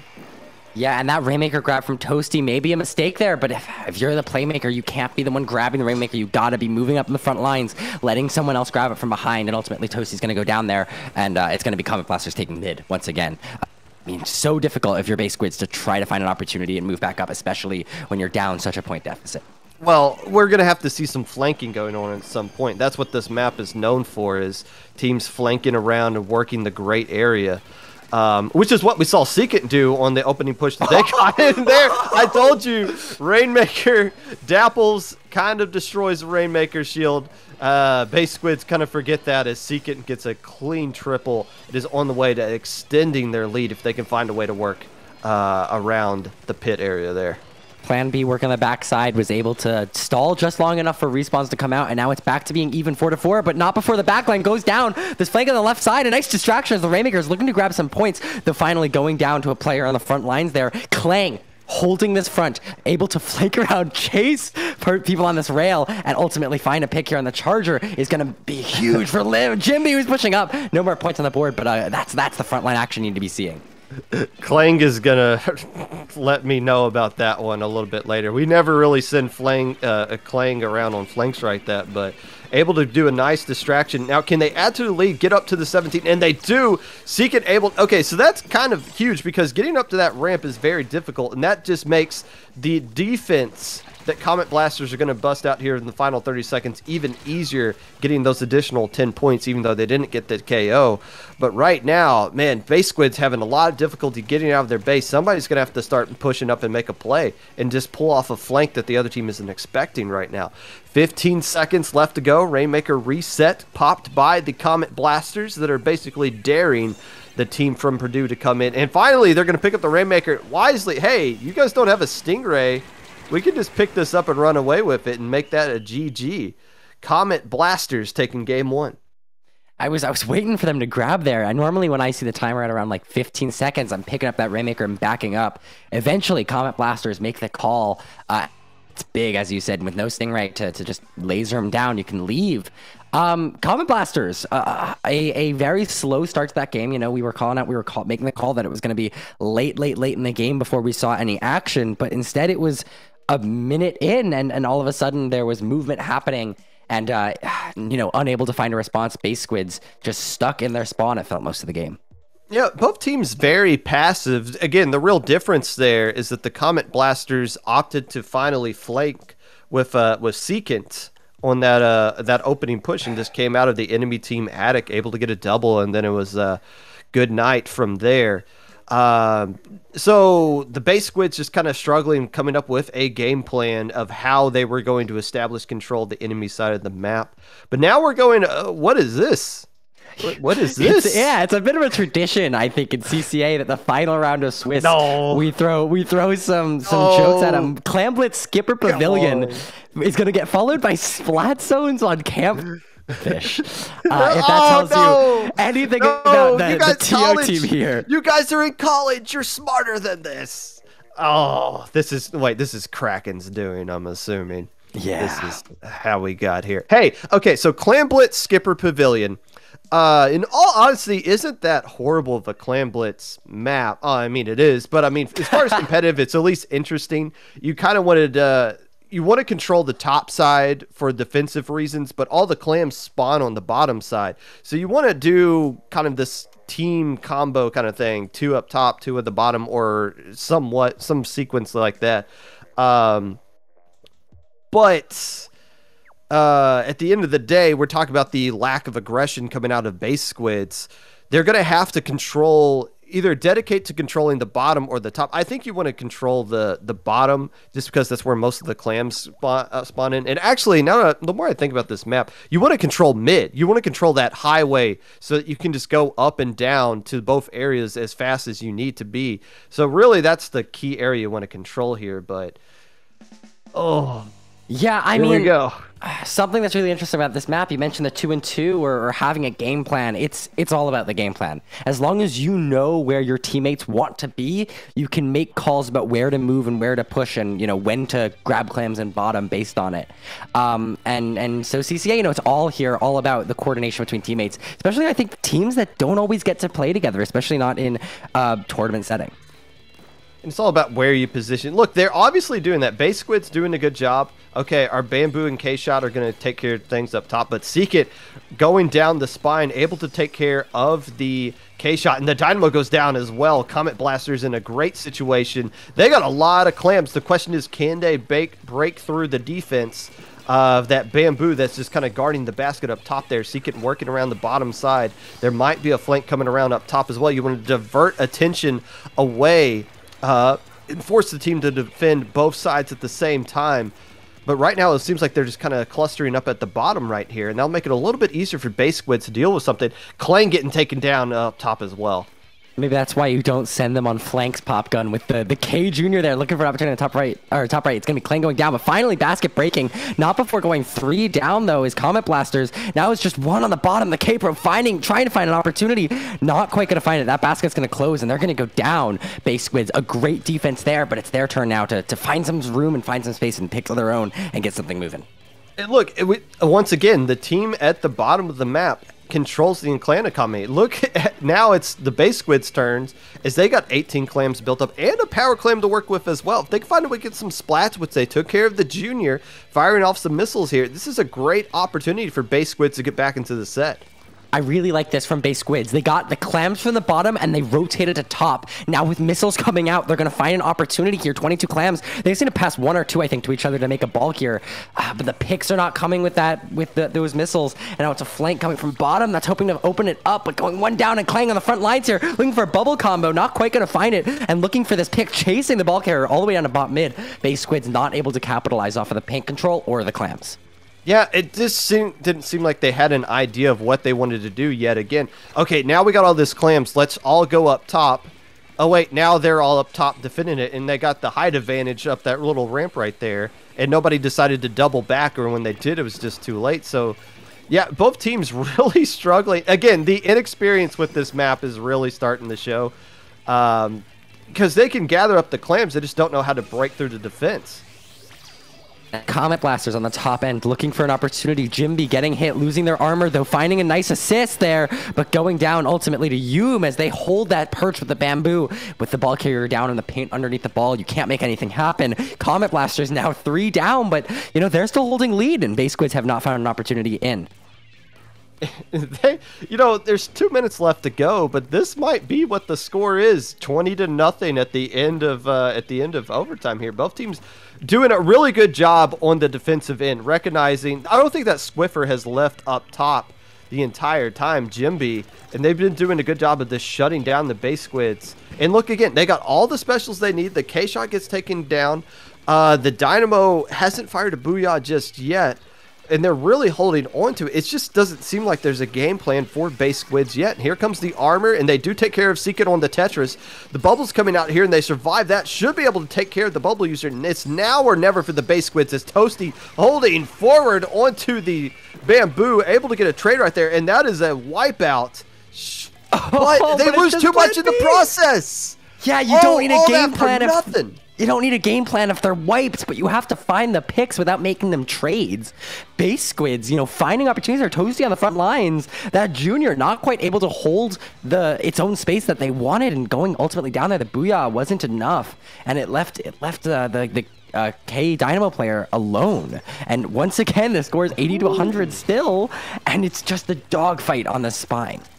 Jimby's been playing great. The Dynamo and the Bamboo have been playing great. The problem is those are all defensively splats that they're getting right there. Who's going to create the offense? And now you got 40 seconds, and the basket's been popped a grand total of 1 time. Both teams have a power clam to work with, and neither team should be feeling comfortable right now. Missile's going to get popped yet again, and finally Seekit gets taken down. Defensive bubbles being popped out. That's the perfect time, but they get shredded. The Booyah Bomb as well. This has to be a push that gets things going, and that's going to do it. There you go. Yum doesn't realize that ball is there. Omega Zen is going to be the one to grab it and put it in. But there's the push, and now all the way down to 33 with 10 seconds left. You get overtime, but the timer's going to start ticking soon here if the basket doesn't close. But actually, the basket might have been open before 15 seconds. There's the overtime. Okay, I stand corrected. So it's going to be going into overtime here, and they only have 30 seconds to get something moving, and they need to find picks. There's a flank going down the bottom side. It's Clang with the bubbles, not quite able to find space or the paint, and going down there to Omega Zen. And they're not going to find an opportunity here, Jimbo, getting the ball and 1 clam in, but themselves. Now it's a jump to Asterisk, and they're throwing everything they can at it. I guess they got a pity ball there, a ball jump in, but yeah, not enough. Comet Blasters taken, or sorry, not taking this game. Base Squid's up 1, or tied now 1-1 as I struggle to keep track of what's going on. I was confused how Klang's bubble was still there. That sucker floated around for a long time. But there you go. That's eventually the dams burst and somebody put up a decent score. Both teams getting 1 push the entire game. Well, actually, no, that's not true. Comet Blasters did pop the basket towards the end there. But yeah, again, that's just a product of both teams not really recognizing how to play that map and having to figure it out on the fly. And what's frustrating is they won't play that map in any other tournament, so whatever they learned has gone out the window. Then again, this game's done in 6 days, so who cares? But now we're going to be turning to the decisive. This is a best of 3, right? Or play all 3? Whatever. Play all, yeah. Okay. So this is the decisive game. Splat zones at Camp Triggerfish. So we're going to have to probably see some comp changes come out here from both teams. But this is another... To the credit of me just saying they're not going to... expand on what they learned last game. You kind of do here. This is another one of those buddy system maps. Right. 2 on our side, send 2 to flank around to their side. If they use Tent, they can just break this map in more ways than one. But I don't know if they have any Tent players. Yeah, I'm worried for Secant here, a player we've seen Bulls and Tetras. I've got their notes up here. They say they play K-Shop. I don't see them flexing to it often. And this is not a great place for Tetras with not a lot of room to roll around, a lot of skinny alleyways, the whole map. Still, we've seen Bamboo, we've seen Charger come out. Charger can be very good here if you can get them, if you keep your Charger players safe along the wall. You want to send your Charger player to your own side. But yeah, either go. In both games, we're still seeing that lack of aggression here. And you're going to have to see somebody try to force something. Otherwise, we're just going to have a stalemate. Both teams capturing their zone and nothing really happened here. So the first team to make the first move and be a little bit more aggressive is the one that's going to be rewarded here. And there's an X-Blosh. No surprise, X-Blosh, a very good weapon on this map. And a lot of last-ditch effort coming out from the base Squids as well. Secant opting to use those Coog as a slower armor weapon, but if they can get a hold, that might not matter. Going up against a junior, though, from Toasty, armor is certainly in one team's favor, and that team also seems to have the range advantage just by going up against that that Charger. Having an Explo and a Dynamo to just keep pressure where you're standing, that's vital here. And you're going to see Yuumi able to splat on Klang and force the Charger all the way back across the other way. A huge advantage for Comet Blasters here early on, or for early on.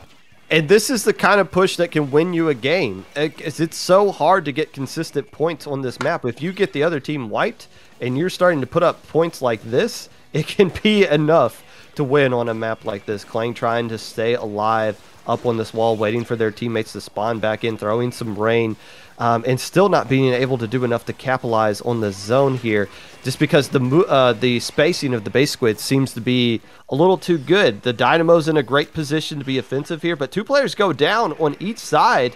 If Plan B can win this fight right here, that would be critical to keeping this push going.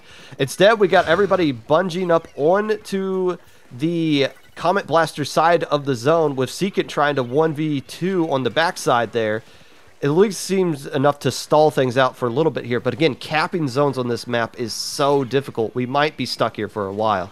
Klang jumping across to try to help Secant. They need to get their opponent's zone if they want a chance in this game. As their zone finally gets capped, it's a 3v1 on that end, and Yuumi going down. Yuumi, sorry, that's going to be the opponent's zone capped, but, you know, the buddy system, it's so difficult. Finally, the zone getting capped by by Comet Blasters here, and they're back in this game. 3 specials already. They have a long hold to go, though. If I'm Jimby, I got my partner with me, I'm trying to find a way to win these 2v2 on this left side right here. Whoever was just Jimby just said, you take care of that, I'm gone. But if you can start pushing up with that anchor, you can start creating that lockout and start spawn camping. It's really easy to spawn camp on this map, and it's damn near impossible to break out of it as well. So you want to find ways to do that, because you got a long way to go to hold on to the zones. The only way you're going to do that is keep the fight away from the zone. Comet Blasters having a difficult job doing that when the K-shot's coming right up into their face. Whose side is whose here? I mean, opponents down the opposite team's like spawn street, and finally it looks like it's back to how it's supposed to be. Comet Blasters on their own side of the map, and Clang finding a nice trade with that junior. No armor for base Squids is going to be super vital to hold. But look at Yuumi here, or Yuum, how they're able to hold this one spot and just keep this zone neutral with 2 sloshes. Even the slight delay in points is so vital. And there you go. There are the picks for Comet Blasters against Comet Blasters, as base Squids are able to find space, and a full wipeout there. Base Squids back in a hold, and once again looking for a lockout. Yeah, great play by Yuum, able to just keep the zone stalled out in enough time for the rest of the team to take advantage of that. And there is ways that the Comet Blasters could have shut down Yuum. They just couldn't find ways to push up, or weren't being aggressive enough to get their charger on the enemy catwalk, and as a result they can't keep the players away from the zone. And it doesn't matter how many penalty points they bleed through, they need to do permanent damage, and they're running out of time. Clank able to get a trade. Omazin able to do a good job now, starting to push up on the charger player. Omazin has been playing fantastic this game, putting a ton of aggression onto the enemy team, and that might just be the set for them right here as the clock ticks away and they can't get the base Squids out of the zone. Base Squids knock off Comet Blasters in game 3. Yeah, I mean, it's so difficult to sit there and feel satisfied after a map mode like that, where it's so difficult. And, 6 days off the game, you said maybe they don't care about learning from that game too. But, like, it's so painful to be like, yes, Camp Triggerfish Splat Zones. So much to improve on, especially in the 6 days I have remaining. Well, to be fair, both teams are playing on the same map. And the base Squids just figured it out quicker than Comet Blasters. Comet Blasters had their opportunities. They just didn't understand where their positioning needed to be on the offensive end, and base Squids really did, especially what Omazin was doing right there, keeping the aggression up all game long. Again, that's not something we saw in game 1. So just a little bit of the map change, a little bit of the funkiness there gave the base Squids what they needed to wake up and start being aggressive. And their aggression was rewarded there, and they win the set with it. Yeah, is it unconventional, the map they went on? Of course, but it's still an earned win nonetheless. Absolutely. No, and that earned win is going to decide who makes top 4 top cut and who's going to be sent to silver bracket. Right now, looking at the scores, we've got a couple matches still to finish up. A base Squids holding 3-1 with a 60%-ish opponent win percentage. They're looking like a good 3rd seed for top 4, and we might be seeing more of them today as we keep going here, Popgun. Well, it all depends on how. Actually, as you update it now, they've already fell down to the 5th place, so you never trust these things until it's all.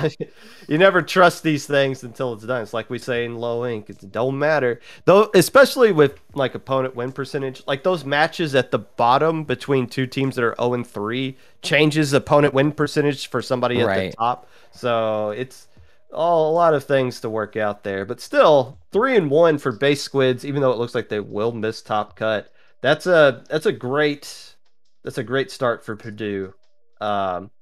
And the weekend rush thing here. With that, so what do we do? Do we take breaks, or do we just talk till our faces fall off? I'm fine with whatever. But we are usually, there's a little bit of time in between the Swiss stage and the top cut round. So we're gonna take a quick break. We will be back with top cut action here at the College Cephalopod Association.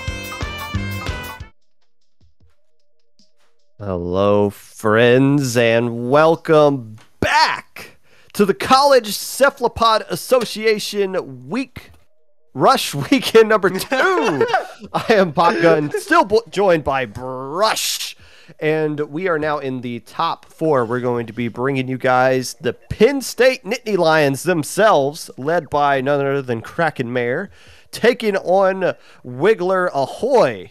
Ali, Roundy, Char, and Soren, basically a old school Crustacean Crusader revitalized team here. Just a quick before we do anything, what is this? This is best of 5, I'm assuming? Yes. Okay. In the top cut here. Gotcha. Yeah, and it's top 4, which is a smaller top cut than we see in a lot of other tournament formats. So I like it. Yeah, no, it's going to be short and sweet here, but still some very intense games here. Wiggler Ahoy, one of the few teams, as you said, a Crustacean Crusaders pick up effectively. One of the few teams that is not primarily made of just one school. So, seeing how maybe some more traditional competitive Splatoon synergy from practices and tournaments is going to play versus a team like Penn State. Yeah, and of course it's going to... I'm not sure who these other players are. I know Kraken's been working on building up the Penn State program, but obviously they've made it in the top cut, going to 3-1 right here. And Snow taking care of Char, Roundy, and Ali. Mwah! Chef kiss triple. Too bad the rest of Penn State went down. It's just Kevin left up alive. But still, we're looking for somebody to step up and make a name for themselves. That's quite a way to do it, Snow. Yeah, and that they're not going to be able to quite capitalize on the way they wanted, but if they can keep finding picks one at a time, like that one on Ali, they're going to be able to open something up 3-2 now as a respawn comes out for PSU or Wiggler Ahoy, sorry, and it's Snow with another pick. They are looking to get some points on the board here with maybe one more, but no, trade's coming out still, and it's finally. It looks like it's going to be Wiggler Ahoy taking a move with just Kraken alive. Snow is on pace to have a 35 KA game. To have it in 1 minute. I don't think that's going to happen, but they're definitely a force to be reckoned with right here. But now the first checkpoint does fall into the favor of Wiggler Ahoy, the more experienced team. That is now going to be taking a stab at the second one here. The second checkpoint, always the most critical of every tower control map. And if they can get it to fall, which they do, Penn State's in some deep trouble right now as Wiggler Ahoy is rolling, survived the early snowstorm, and now the third checkpoint is going to fall in their favor as well. Yeah, and here you go. 13 ticks are remaining, and Soren with a nice double there. And they're gonna be able to hop right back on the tower here and get something moving. Just the Bia bomb coming out still from Wiggler Ahoy, and there's the game. Wiggler Ahoy, despite, I think, not out-frag until they got past that second checkpoint. The synergy and a push is all you need, and that's what happens when you're a veteran team. Well, I think Wiggler Ahoy might have been over-focused on the brush at the start, just because they recognize who... Okay, I'm not trusting that C+ rank. What? What is... that is pretty strong action coming out from Snow right there.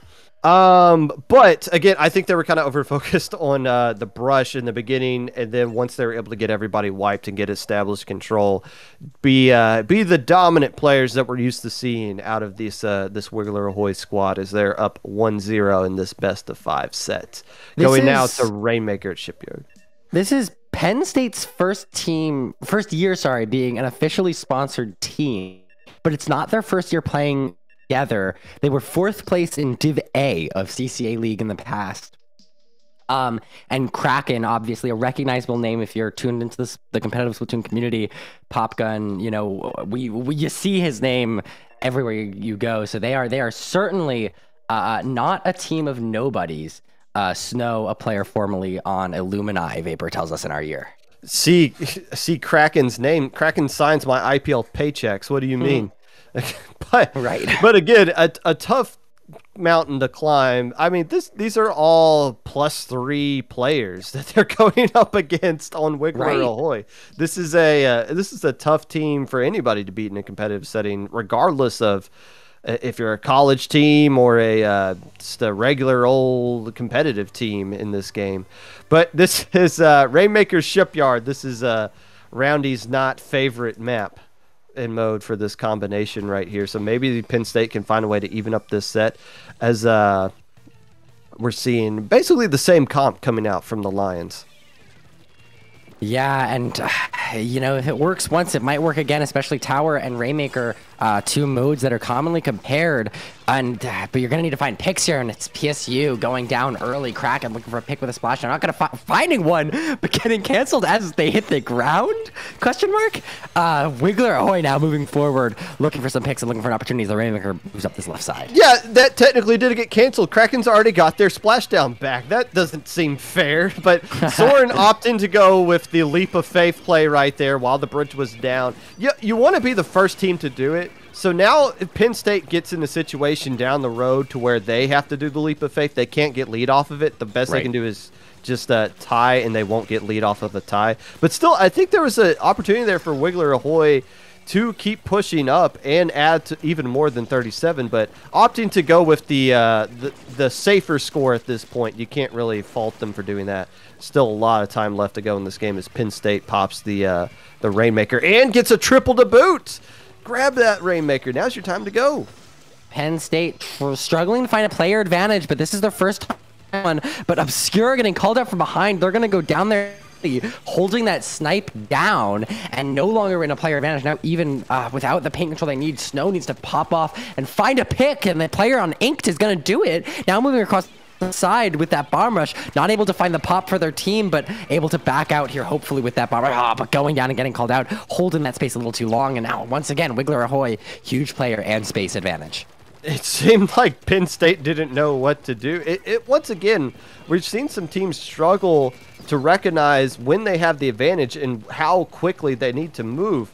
They need to just be moving a little bit quicker, like Wiggler Ahoy is doing in Alley, being the annoying housefly that she usually is with those tetras, just ripping people apart and creating space and not dying in the process as well. Not able to add to their lead at all going that way, but still, as long as Alley's still alive, the push is going to keep going because they're going to have to focus a lot of resources to take care of that Tetris finally jumping out, but a lot of time getting taken off the clock in that push. 2 minutes and 30 remaining. Tetra's taken care of. Penn State needs to find an answer here. They're not gonna find a pick on this window area yet, but with missiles coming out, that's gonna buy them a little bit of space here. Kraken splashing down, looking for a pick, not gonna find it. Now rotating around the right side here. They need to find a way back into mid, but it's all yellow. They're struggling to find any little opportunity here, especially with armor out on Ahoy. Yeah, and once again, it's the Tetras that is just, they just don't have an answer for Alley right now. Just causing a lot of chaos. And now the bridge is down while they're making the push, so they're going to get across that 37 barrier mark. Oh, man, just lucky timing to make the push while the bridge is down. And that gets them all the way to where they need to be. And the Booyah should guide them in. Not even going to fire the Booyah. Wait, just pop that to get a better view of the dunk? Okay. I'll take it for stream, though. I'm not complaining. We get a nice little view of that. Snow there at the end dropped. It looked like a beautiful opportunity for a flank, but somehow there's a shark there from the 52 gal, and that's gonna end it there. That was the sequence we saw. 52 gal get to the pick and then pops that Booyah. There you go. 2 games in, and it's Wiggler Ahoy taking a dominant lead without really much breathing room for Penn State. Just didn't have an answer for Alley. What'd I say? She was a annoying housefly, more like an annoying hornet, because there was a lot of stinging going on there. And this is not the map you want to see if you're Penn State. You don't when the Tetra player is just getting way too comfortable. You don't want to have to fight them on Snapper Canal. This is going to be a tough one for Penn State to find a way to bounce back in. But it would be a great morale booster if they could. It's just going to come down to how sneaky can Kraken be on that brush to keep people distracted away for the rest of the Penn State players to get the picks that we have been seeing them getting consistently over the set. Just not in the right kind of... Well, look, we've seen them get some pretty close to some wipes as well. So there's been opportunities where they have the man advantage. They just got to be a little bit quicker at striking when they have that man advantage. That's exactly what I wanted to point out. Fight fire with fire here. You both have skirmishers, and yet I see Kraken on the front lines, not flanking. And that's a difference that can win you a match, especially in somewhere where there's a slick flank. And that's something where Brush might be able to shine a little bit more than Tetra's. But it's going to be a really close fight, and you can't let Ali set up early here. You have to find the pick on Ali and then let Kraken move forward. Pretty neutral opening right now. One player for the Lions getting taken down as Ali's working alongside Char, able to take down Kraken. That's a trade, but still the map advantage going to be in control of Wiggler Ahoy, and they have a lot of clams to work with as well. Soren very cracked with the Inkjet and has one ready to go that can create the space for this to guide this clam in. But a nice splat there. I believe that is Snow working around that side, shutting down the push and forcing Wiggler Ahoy to retweet. Now Soren's just the last player left alive. The Nittany Lions have a great opportunity yet again to get something going here with 4 specials to boot. It's Kraken on the far right trying to be a nuisance, and they're doing a great job distracting Ali. And Ali's going to go for it now. Not quite finding the pick as early as they want. Now it's Kraken forced to back up, and it's Wiggler Ahoy looking for a pusher. Kraken finding a trade on the 52 gal, but they're 3 down, and it's Soren putting a ball in plus Roundy. Now they have 5 more clams that they're already ready to throw in. 48 is the score here, but their push is nowhere close from being over. Soren, that ancient on the top right, cracked as you said, but going down. Yeah, doing a good job of keeping players away from the basket while more are coming in to throw some clams in.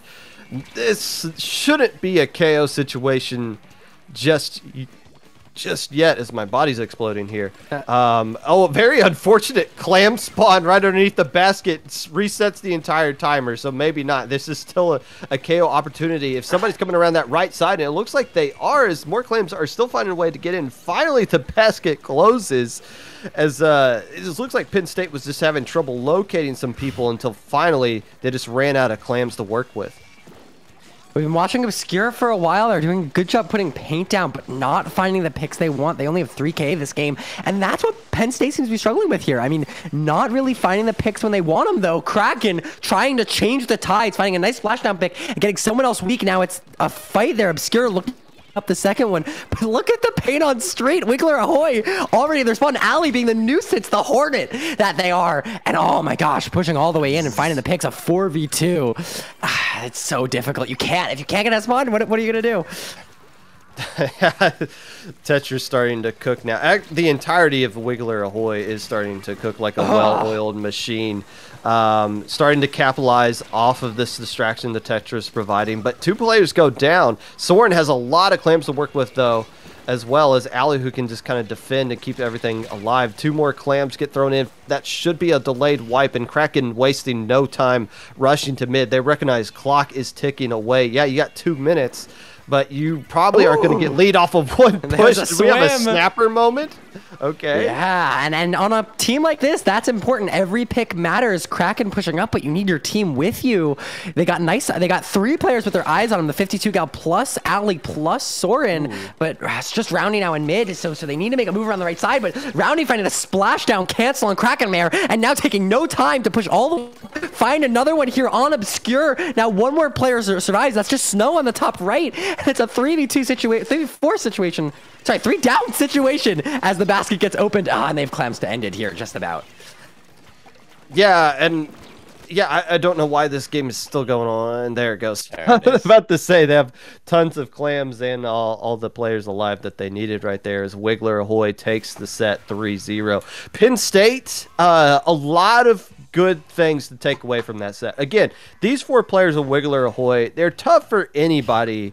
They're tough for a lot of teams to beat, especially when they all took turns just kind of popping off. All 4 players on that squad just kind of had their bright spots across that entire set. But there's a lot of good things to take away if you're Penn State in that set, for sure.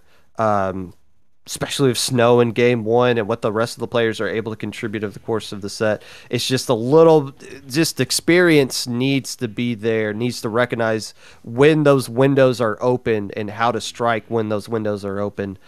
But they seem to be in a good spot going forward. But right now, it's Wiggler Ahoy that's moving on to Grands, and I'm assuming they're going to have a rematch against the team that we're just going to call Guys. Yes, and they've already 3-0'd the base Squids, so that's going to be our grand finals. And I mean, there's a world here where Wiggler Ahoy walks away with another 3-0.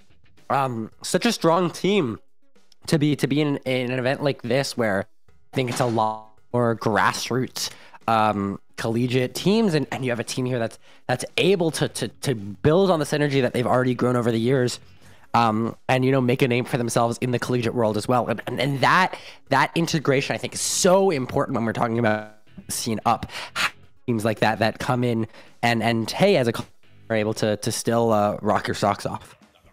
Now, the official name for this team is, guys, look at all these different colleges coming together. Wow. And I don't know what meme that their team profile is. Somebody who plays for the Angels. I don't know. Who these actual players are, I have no idea. One of them hasn't played in a tournament since 2019. And their all names seem to be a little bit different than usual. So who knows who they actually are. But I can tell you this. I saw them play in League while my team was playing in League, and they seemed pretty good, especially this V player. So what we'll get some information from these guys in the chat somewhere. But they were pretty solid, and they already beat Wiggler Ahoy 2-1. I can tell you that Brian and Brian's son are both slayers on Triggerfish Zone Supremacy. What did they do? They win Div 5 and Ludi Div 4. A strong team. I mean, it's such a fighting a team that traditionally is really up there. And we are getting some information on who these players actually are. Unfortunately, me and Brush only commentate the names that they go by. So if they wanted to be known what they actually were known by, they picked the wrong commentary duo to do that. So it's Brian and Brian's son going forward. that's the which I think they're fine with. I don't think they really care. Otherwise, they would have just used their old names for sure. But yeah, this team already beat Wiggler Ahoy 2-1 in the earlier set. And I guess we're just waiting on them to join the lobby. This will be a best of 5, not a best of 7, correct? Yes, just best of 5. And the maps already pulled up. Hey, those maps look pretty good. Yeah, no round 4 of Swiss action here. And a best of 5, but Wiggler Ahoy wants it to feel like a play all 3. Rainmaker Blackbelly Skate Park, a very fast map to lock out or to push and move. Splat Zones Piranha Pit, a map hard to break back into. Tower Control Mansa Maria, maybe a little bit slower compared to the rest of this map list, but even then, a map known for some strong knockouts in its own right. Wiggler Ahoy, their eyes are on fire right now as they look at this next set. This is going to be regardless, this is going to be a good set for sure. This could be an SAC finals set, honestly. Yeah. That kind of caliber that we're going to be seeing taking place here. In the meantime, we do want to thank you guys for watching this stream. There's been a lot. I believe this was the biggest college tournament we've had. The biggest college tournament the College Cephalopod Association has had so far. A lot of new schools starting to pop up. I believe Houston made their debut this weekend. It used to just be Penn, or not. It used to just be Purdue and San Diego, UC San Diego. But now we're seeing a lot more college representation starting to pop up. And with the new game coming out in T-minus 6 days, it's the right time to kind of get into the action of thing. But what's really causing this big boom is that we're having all these high school kids that have been playing competitive Splatoon 2 for a long time going into college and recognizing the blueprint that Purdue and San Diego busted out of, okay, if I want to get Splatoon on my campus, I need to step up and take the reins and do that myself. And we're seeing a lot of people starting to do that. Absolutely. Obviously, Kraken with Penn State, Dio at Houston. So a lot of these competitive players are starting to force Splatoon to grow in their colleges, and that's what's kind of causing this big boom. It's all about as it's always been, the grassroots community making a push for this game, and it's good to see that representation starting to show in the CCA. Yeah, I mean, when we first hopped on the mic here at Popgun, you dropped the one-liner, I'm 10 years out of college, and you, Brush, you're not even in college. And, talk about grassroots starting yet. Hey, there is a good spread of schools here that are getting going with esports Splatoon programs. I mean, even a relatively small school like Drexel University has Splatterdragons now, and they're a team. Hey, Drexel's got a great basketball program. I at least know of that. I at least know of Drexel. Yeah, the Drexel Dragons. Well, I mean, anyway, hey, even smaller teams and a good spread around the country are coming out with these Splatoon teams, and that is so vital while we look to building the foundation of Splatoon 3, but also just getting to sit back and watch a cool event, your college equivalent of college sports in Splatoon. And you know what? I saw Middle Tennessee had a team in here. And you know what? Middle Tennessee is the natural rival of my alma mater, Western Kentucky University. So I am just upset that the Blue Raiders were able to get in a team before the Hilltoppers did. So maybe I need to go back to school and get that fixed, because I'm not going to let that slide. Can alumni play? I believe so. I mean, there's the Wiggler Ahoy players. Some of them have been graduated to my knowledge, but they got their work cut out for them here. It's Brian bringing along their son, gonna take a stab at beating Wiggler Ahoy yet again.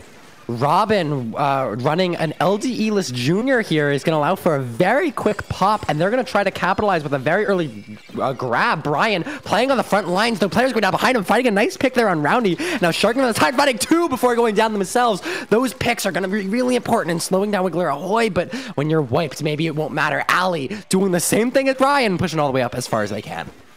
Leading the way for the Rainmaker along with that Stingray, but the Rainmaker gets taken down along the back door. Who is that? Brian's son, making Brian proud, sharking around from behind and shutting down the push before it can even get started.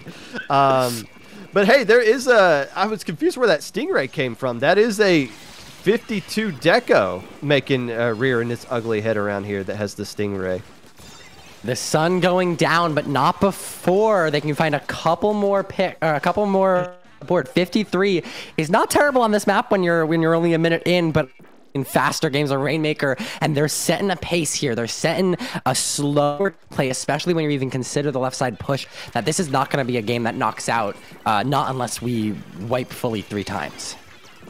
And right now, just a lot of trades going off in mid as Ali, the last player left alive, recognizes that and said, "No, let me just kind of recuperate here." Wise play by Ali, staying alive. Now starting to take the fights as the rest of the players are coming back in, and the fight's a little bit more neutral in mid.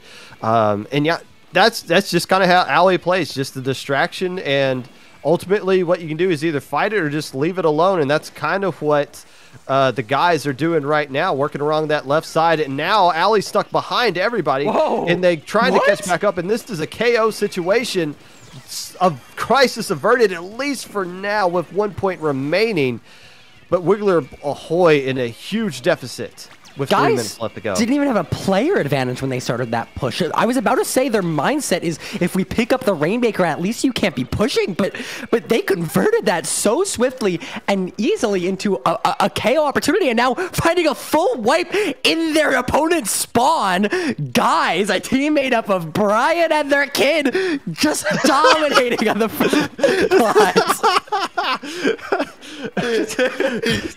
The great father-son duo. You love to see it in competitive Splatoon. But yeah, hey, just grab the Rainmaker. The splats are going to come later. But what you don't want to do is lose too many players on your own push. Char's Stingray doing a good job of taking care of one player as one more goes down. So man advantage in the favor of Wiggler Ahoy. But we're going to have to see more aggression coming out, which is exactly what we're going to get. Not from the junior player here painting up, but Ali, who was trying to push up a little bit earlier, getting taken down, and ultimately not really anything going right there. It's Robin finding the pick on Roundy, and all of a sudden, it's totally dominant back in the favor of guys. Though finally a player advantage going back to Wiggler Ahoy as respawns come out, but they still can't find the mid advantage they want, and Ali can't find the pick on V. V on the K shot, finding a pick, recognizing the opportunity, making the call, and the Rainmaker is grabbed once again. They're pushing up the left side.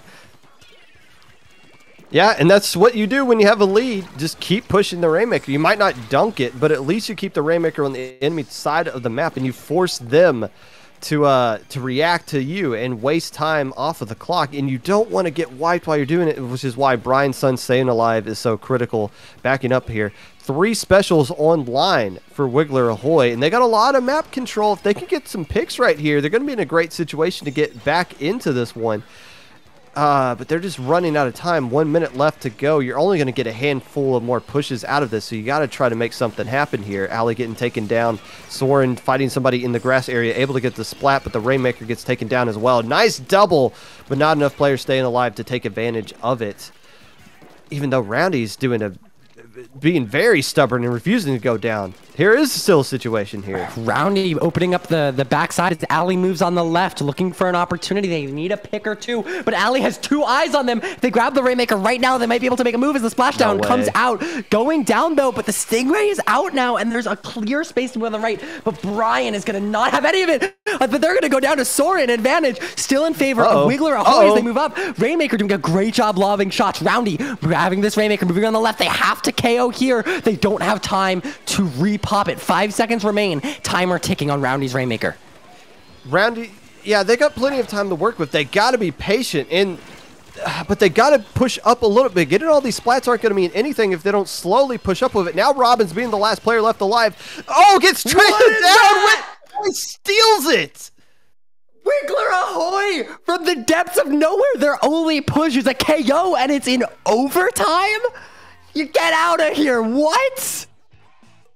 I love it. Okay, that was textbook how you dunk that, though. They were patient. They didn't try to force it. They recognized, okay, we're in overtime, but we still have tons of time left on the Rainmaker, so we can just wait and try to land those kind of shots that we need to get the picks to move forward. And finally, when the man advantage was there, they went off and they just dunked it down.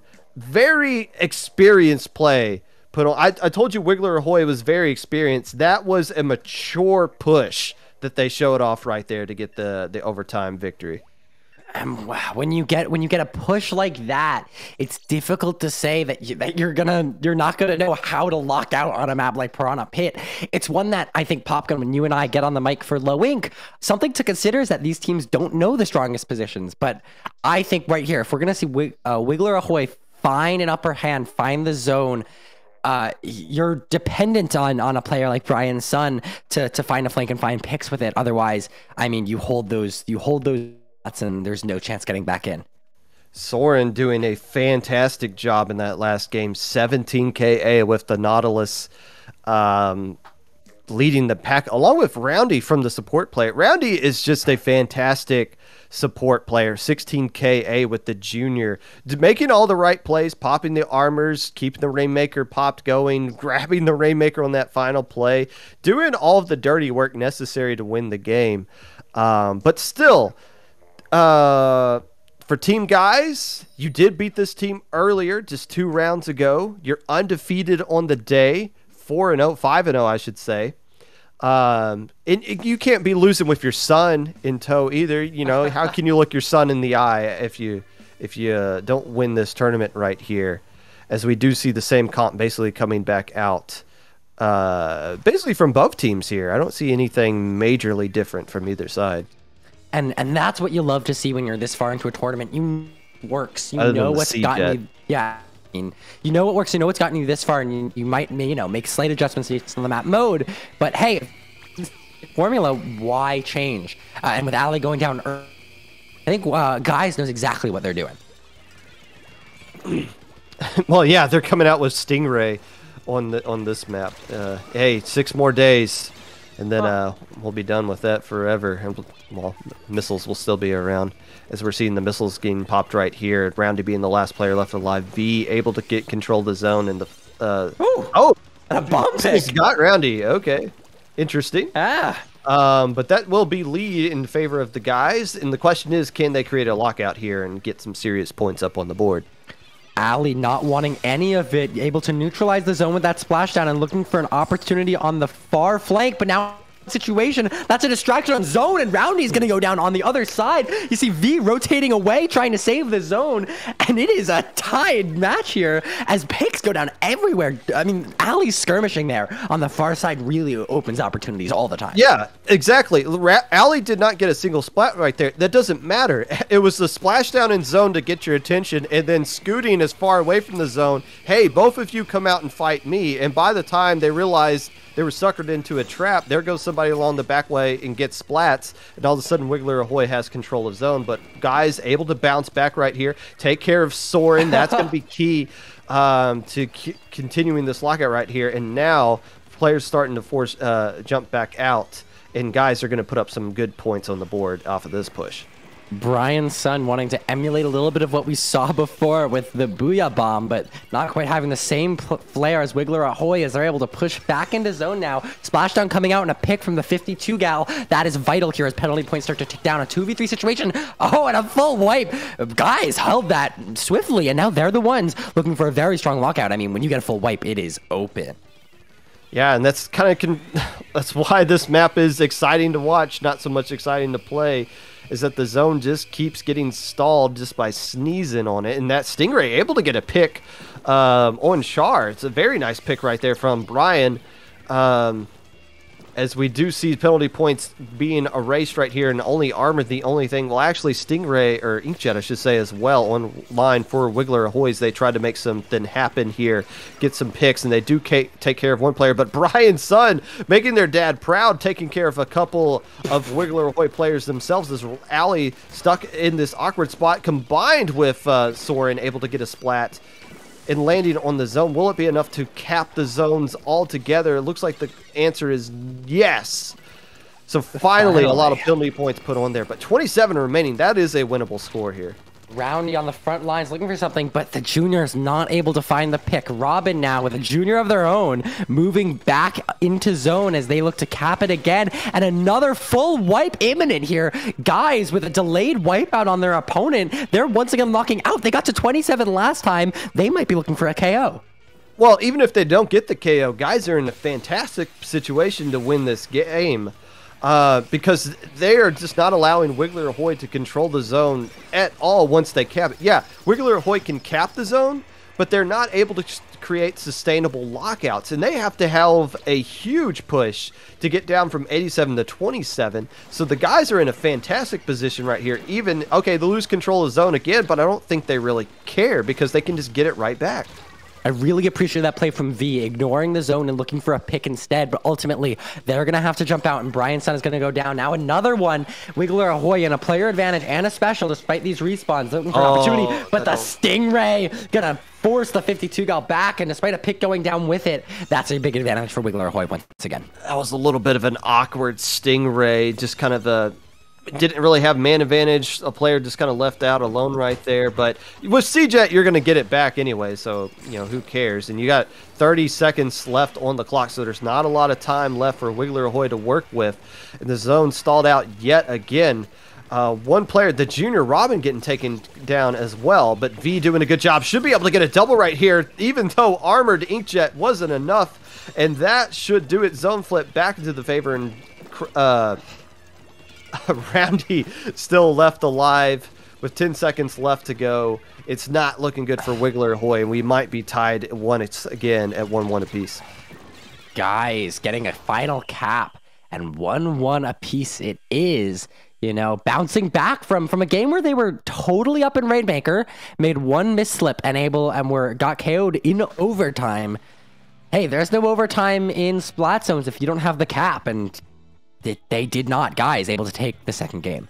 You know, when you lose game one in the fashion that you did, it can it shows how mentally tough you are to be able to bounce back and dominate. And they dominated that second game from start to finish. They really, especially V popping off with 18 KA right there with the K shot. So a good bounce back, not just by winning that second game, but by controlling the tempo of that second game from start to finish, setting the tone for what this set is going to be. Setting tempo is important, and it's super vital if you're coming back from behind. But when these two teams are tied, beyond the mental, you're trying to be the one to do it, and so ultimately, I think that is here. Wiggler Ahoy, that's been able to, I think, set the pace of each game for most of this event. We saw them in the last set, setting the speed fast, it's difficult to sort of overcome a team when they've put up a brick wall like that. Now heading into game 3, winner will be 1 game away from winning the entire tournament. Tower control at Manta Maria. No comp changes coming out from the Wigglers, and that is a grim range to go along with the C-Jets action right there. So it's not Splat 3 yet, Brian, son. I know you're excited, but the Blaster, not quite the same energy we've been hearing on Twitter about the Splatoon 3 Blaster. Not the same here, but they're going to find a nice pick and look for a second. There you go, 2 picks right off the bat. Maybe those are both going to boil down trades, and now it's a 1v1 on the field. V versus the 52 on the side of Wiggler Ahoy are going to come out victorious here and push all the way up with Ali. Yeah, that was kind of an interesting opening right there. A bunch of, it seemed like both teams took turns having complete control of everything, but Char being the last one standing of that bloodbath instantly gets taken down as well. Hey, Grim Range, when played with the right kind of comp around it, and there's a ton of paint on the side of guys, so there'll be a lot of room for this Blaster to work with, and if you can just land your directs and avoid the armor that Roundy's going to be constantly pumping out, then yeah, that Grim Range can do a lot of damage, as it's trying to do. Taking on that Inkjet, though, is going to be difficult, especially when it's got armor, and that is a wipeout. Your double missiles for guys is not a substitute for coordination, and it's Wiggler Ahoy not lead and through that first checkpoint, but with a huge player and paint advantage. Ali doing a great job dancing on this top left as Tower marches forward on the right. Yeah, and just Soren getting taken down there just kind of shut down everything, because it just seemed like Ali didn't was like, okay, do I stay here and keep the distraction going, or do I get back on the tower? So just forcing themselves to kind of retreat and stay alive. But smart play, not sacrificing all the resources on a dead push, instead waiting for everybody to come back in now. And now you got map control and you got the man advantage. And Brian's son working around this right side, able to take care of Soren. And you see the rest of the players for Wiggler Ahoy starting to back up and trying to retreat. But the range of the Grim Rage and the suffocating burst bombs that go along with it makes it hard to escape. 63 to 83, but it's going to be guys who are pushing to this point now, coming from a little bit of a deficit here, and in a player even, Brian's going to have to back up and hop on tower, but going down to the top right, and it's just, I think, is that Ali pushing from mid, and now, whoa, finding a nice pick as V and trading it out, but they're still going to go down, and Soren's pushing up the left. They're the one who are on top mid. Yeah, great position by Soren to take advantage of their range. The longest range person on their team, just kind of dominating things from mid right there. And it seems like guys just keep losing track of somebody on that middle area, and it's kept them from getting across that first checkpoint, which gives Wiggler Ahoy this lead that they've been refusing to give up. And they might even add to it right here if they can find a way to get across this second one. That'd be critical. Perfect time for the Stingray, though. Yeah, but a Stingray is easily avoided if you're Roundy, just jumping off for a couple seconds. There you go, twice doing it. They're going to go one down there on the left, but good positioning from their teammates is going to allow Roundy to go through that second checkpoint with ease. And now in a player advantage, guys are able to push back in the mid, but Roundy's still applying pressure in the street area. That's so difficult to remove. And right now, you got the 2 checkpoint lead. You don't have to do a whole heck of a lot here. You don't have to overfeed into the Grim Range. You don't have to give up too much space for them to build up specials that they can work with. You can just hold mid, and that's exactly what Roundy is doing right now.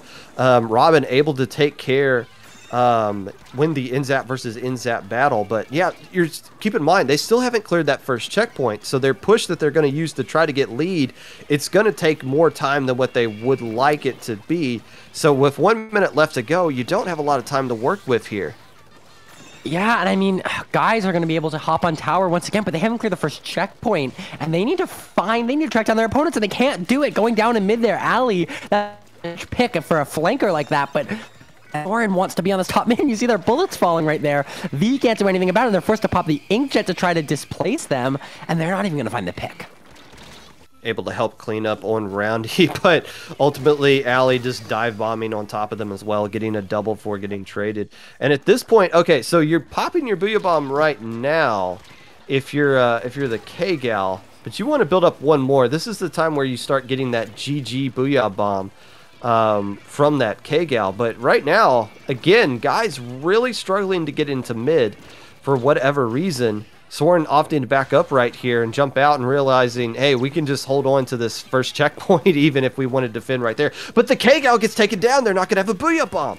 V pushing up the top left, looking for an opportunity. Robin now joining to help. They can't find a pick, but they can pop missiles now. That first checkpoint looking to fall. V struggling to track an opponent, opts to back up to right, and they don't have any control of top left. Soren with the inkjet from there, able to find a nice pick on Brian. No one's up there. No one can take this space, and it's Brian Stud going down to a bomb, and the tower taken. Wiggler Ahoy now in the lead in the set 2-1. It looked like Guys was about to do what Wiggler Ahoy did in game 1, which was steal it at the end. But that was the complete flip of the script. That time, Wiggler Ahoy took control of the map and didn't give it up basically the entire time. And they didn't do it with splats. They just did it with map control and specials and timely splats. So just a great flip of the switch there, where it seemed like Wiggler Ahoy was getting...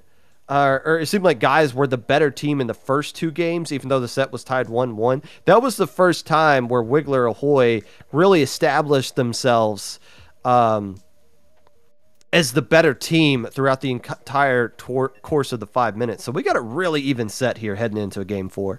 Talk about setting tempo. You know, we saw Wiggler Ahoy there able to take space, put paint down, and know when it's the right time to try to move forward. And it's you can't storm through that. You can't pop missiles into that without some kind of coordination with your team alongside it. And so when you're going up against a brick wall like that, that's, you know, just give it a little more space, saying, you know what, take it. You don't have anything to capitalize with. You're not gonna be able to get through that first checkpoint, and that's exactly what happened. Tournament point here for Wiggler Ahoy as we head to the Art Academy one last time before it gets a little bit of a makeover in Splatoon 3 for Clam Blitz. Guys need to win this one to force a decisive game 5, and no surprises here. Brian's son say, hey, when it's tournament point, it's time to bring out the K-Gal, as is tradition. Brian dropping the C-Jet as well to go with a splash, so... run and gun coming out from the guys here.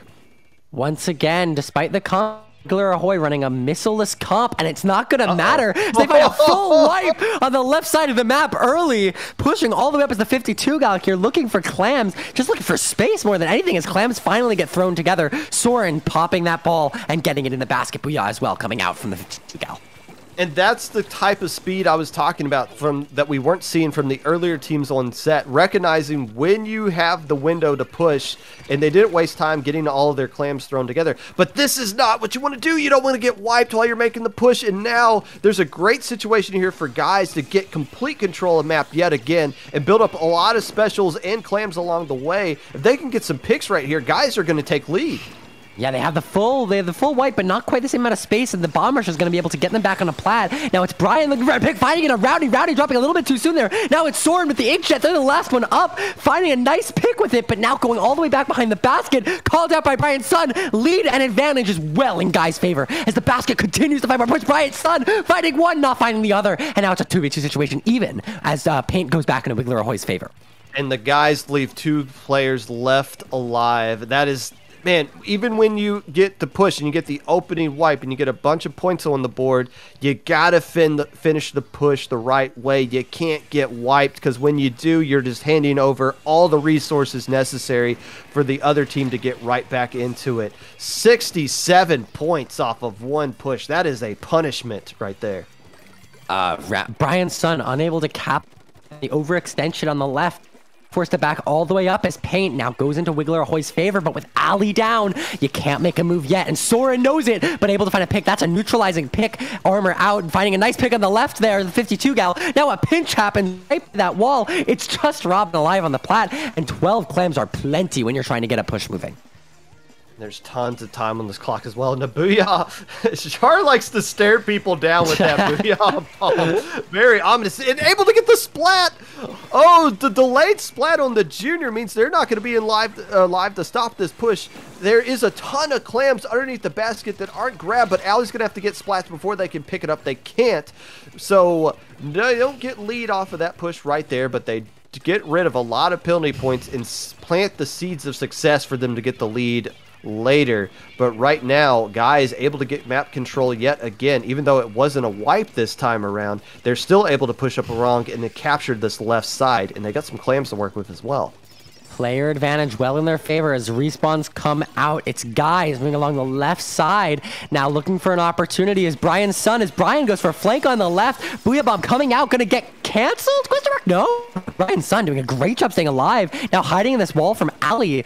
Just keep it chucking him out there to stay alive. They don't have a bomb to punish it. And finally, Brian's son is gonna go down as the wall gets shredded.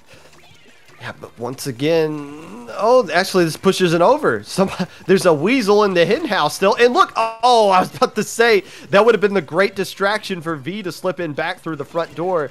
But Whack-A-Mole is being played right now. And Brian able to come back in, but the barrier closes back up. Wow, Wiggler Ahoy is lucky to still be in this one, because guys are cooking right now, and they're just throwing a lot at Wiggler Ahoy. And the Wiggler's really struggling to start whacking all these moles that are popping up. And as soon as they take care of one, another one just shows right back up again. Oh, this could be a KO right here. Clams to win, and Brian finds the pick. Now they just need to find 2 more clams, and the lucky spawn. That's going to do it. Guys, tie this at 2-2. We're going to a game 5.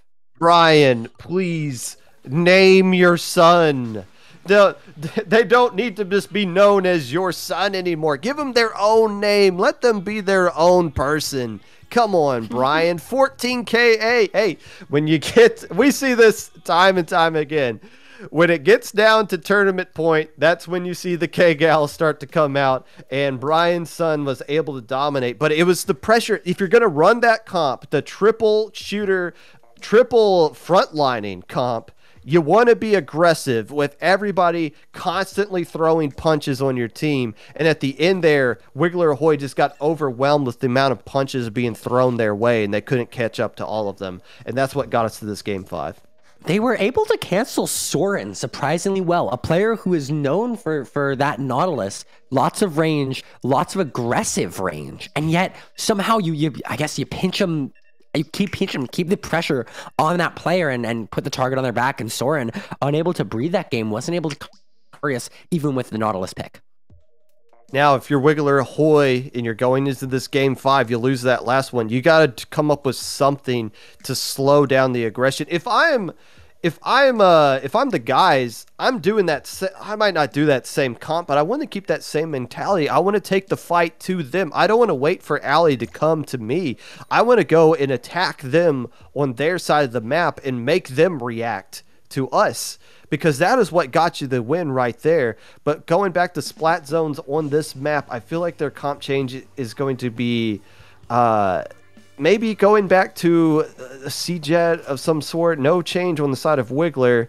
No, they're running with the same exact thing. Okay, there you go. You're going to see that same kind of aggression coming right back out. Another dual zone map here. We saw Piranha Pit earlier. Here's the Reef, and lots of space already on top mid, going back and forth. That's the hot spot to control, and Ali really wants it, but going into a 3v1 here, looking for a pick, fighting one on V now. It's Brian Sun trying to clean it up.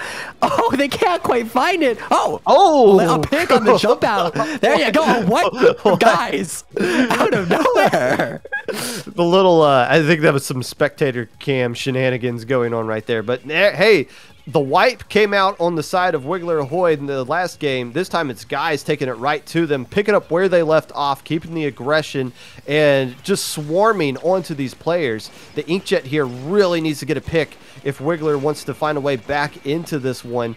And I think Armor's just keeping this player alive along the tree area. Nothing given right there. As more trades are getting traded out right now, Roundy able to pop some armor that's allowing them to take care of the Brian at the tree and flip the zone into Wiggler Ahoy's favor. But man, guys picking up where they left off in game 4, keeping the aggression up. Ali is struggling to find an opportunity. They keep respawning and going down quickly. There's their jump coming in now. They need to set up for this lockout if they want to stay, if they want to take this game, but they're struggling to stay alive. Right as I say that, going down to a 2v1 in their tree, and it's Brian taking zone, I think with their son. No, that's V, and they're going to be able to take some space, get the zone back in their color here, and well, maybe not keep the player advantage and maybe force it back up. I stand corrected. Or Brian's son. They don't get to hang out with their dad in the zone. Instead, they're hanging out with V. But hey, you say Ali's not landing some shots. That's perfectly fine. Ali's going to keep throwing those punches, and all it takes is one to connect and one triple to kind of land right here for this game to get flipped on its head, and that's what Ali's kind of hoping will happen. And as long as the game is still going, there's the potential for that to happen. But right now the zone in control of Wiggler Ahoy, and they are getting rid of the penalty points, and they are having the man advantage as the junior gets taken down yet again, and Brian's son's getting swarmed by several players. Ali getting taken down, but it's still a 3v3 situation, and nobody's able to hop onto the zone, so they will get lead flipped back right here, even though guys will flip it back. But a huge set of penalty points on both teams now as we cross the half-minute mark. Player advantage in Guy's favor, and they've got the zone, so it's their turn to play nice and aggressive. Though top mid held by Wiggler Ahoy, it's going to allow Ali to pop off maybe, finding one, looking for the other, forcing the backup, and getting the zone neutral and even the cap. That is huge for Wiggler Ahoy, taking that locked out situation and getting advantage. I mean, who cares that V is all the way up zone? Yeah, and as long as those zones just keep getting flipped back and forth, the favor is going to be in the team that's leading, because those penalty points are never going to get chewed away. But V able to pop off, get a couple of splats, make that 3, and Roundy does have armor alive, needs to survive this swarming here, able to jump back out. So this should be lead into the favor of for guys, I should say. But with armor ready to go from Wiggler Ahoy, they can make a play right here to try to save this game, because this could be a potential lockout. Ali going in, landing the splashdown on top of the Booyah Bomb, able to take care of one player, but that, again, keeps the distraction away from the zone. But V is not losing 1v1s right now, and that will probably be why they win this tournament. Soren needs to find a pop-off moment here. They're going to find a first pick, and jump is coming to them. No one gets the desperation moment. Ali going down themselves. They don't have time to get to the zone. Guys, in a 3-2 manner in Game 5, win the whole thing, stopping Wiggler Ahoy dead in their tracks from a near perfect day. I like the comp change. I know people who hate this meta won't like it, but I like the fact that they switched it up to this this quad frontline play and just let their shooters shoot. Brian's son dominating the last game. This time V picking up the slack and dominating this one to close out the tournament. But taking the aggression, taking the fight to Wiggler Ahoy, that little bit of adjustment style from game 5 into 4 and from 3 into 4 and 5 is the difference in why. Guys, look at all these different colleges coming together. Wow, wins this College Cephalopod Association tournament. And hey, that's what the whole thing is about. It's only perfect that they're the ones able to take the tournament. I mean, 2 teams of pickups are going to be in your finals. That's Wiggler Ahoy, made up of a whole bunch of unis. Eyes here, but ultimately, you know, building the collegiate scene is so important as we talk about the greater foundation for a new game and for a grassroots esports scene as a whole. So, you know, there you go. Tons of together. The biggest CCA event you pointed out so far, and Rush Weekend 2 of the Collegiate Cephalopod Association gonna end with the guys on top. Yeah, and I'm excited for the future of this this little scene here.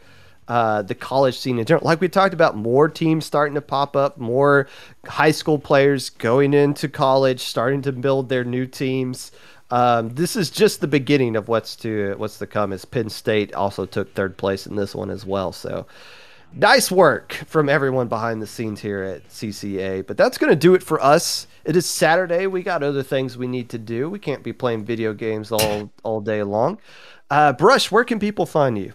You can find me on Twitter at BrushStrokes SPL and Popgun. What about yourself? You can find me and the wife at the local mall doing some last-minute shopping before Riptide. Or you can follow me on Twitter at Twitch or at Mr_Popgun. From everyone at the College Cephalopod Association, our streamer Vapor, we thank you for watching. We will catch you guys next time. And congratulations once again to guys. Look at all the different colleges coming together. Wow. For winning this tournament. Good night, everybody. Enjoy your Saturday.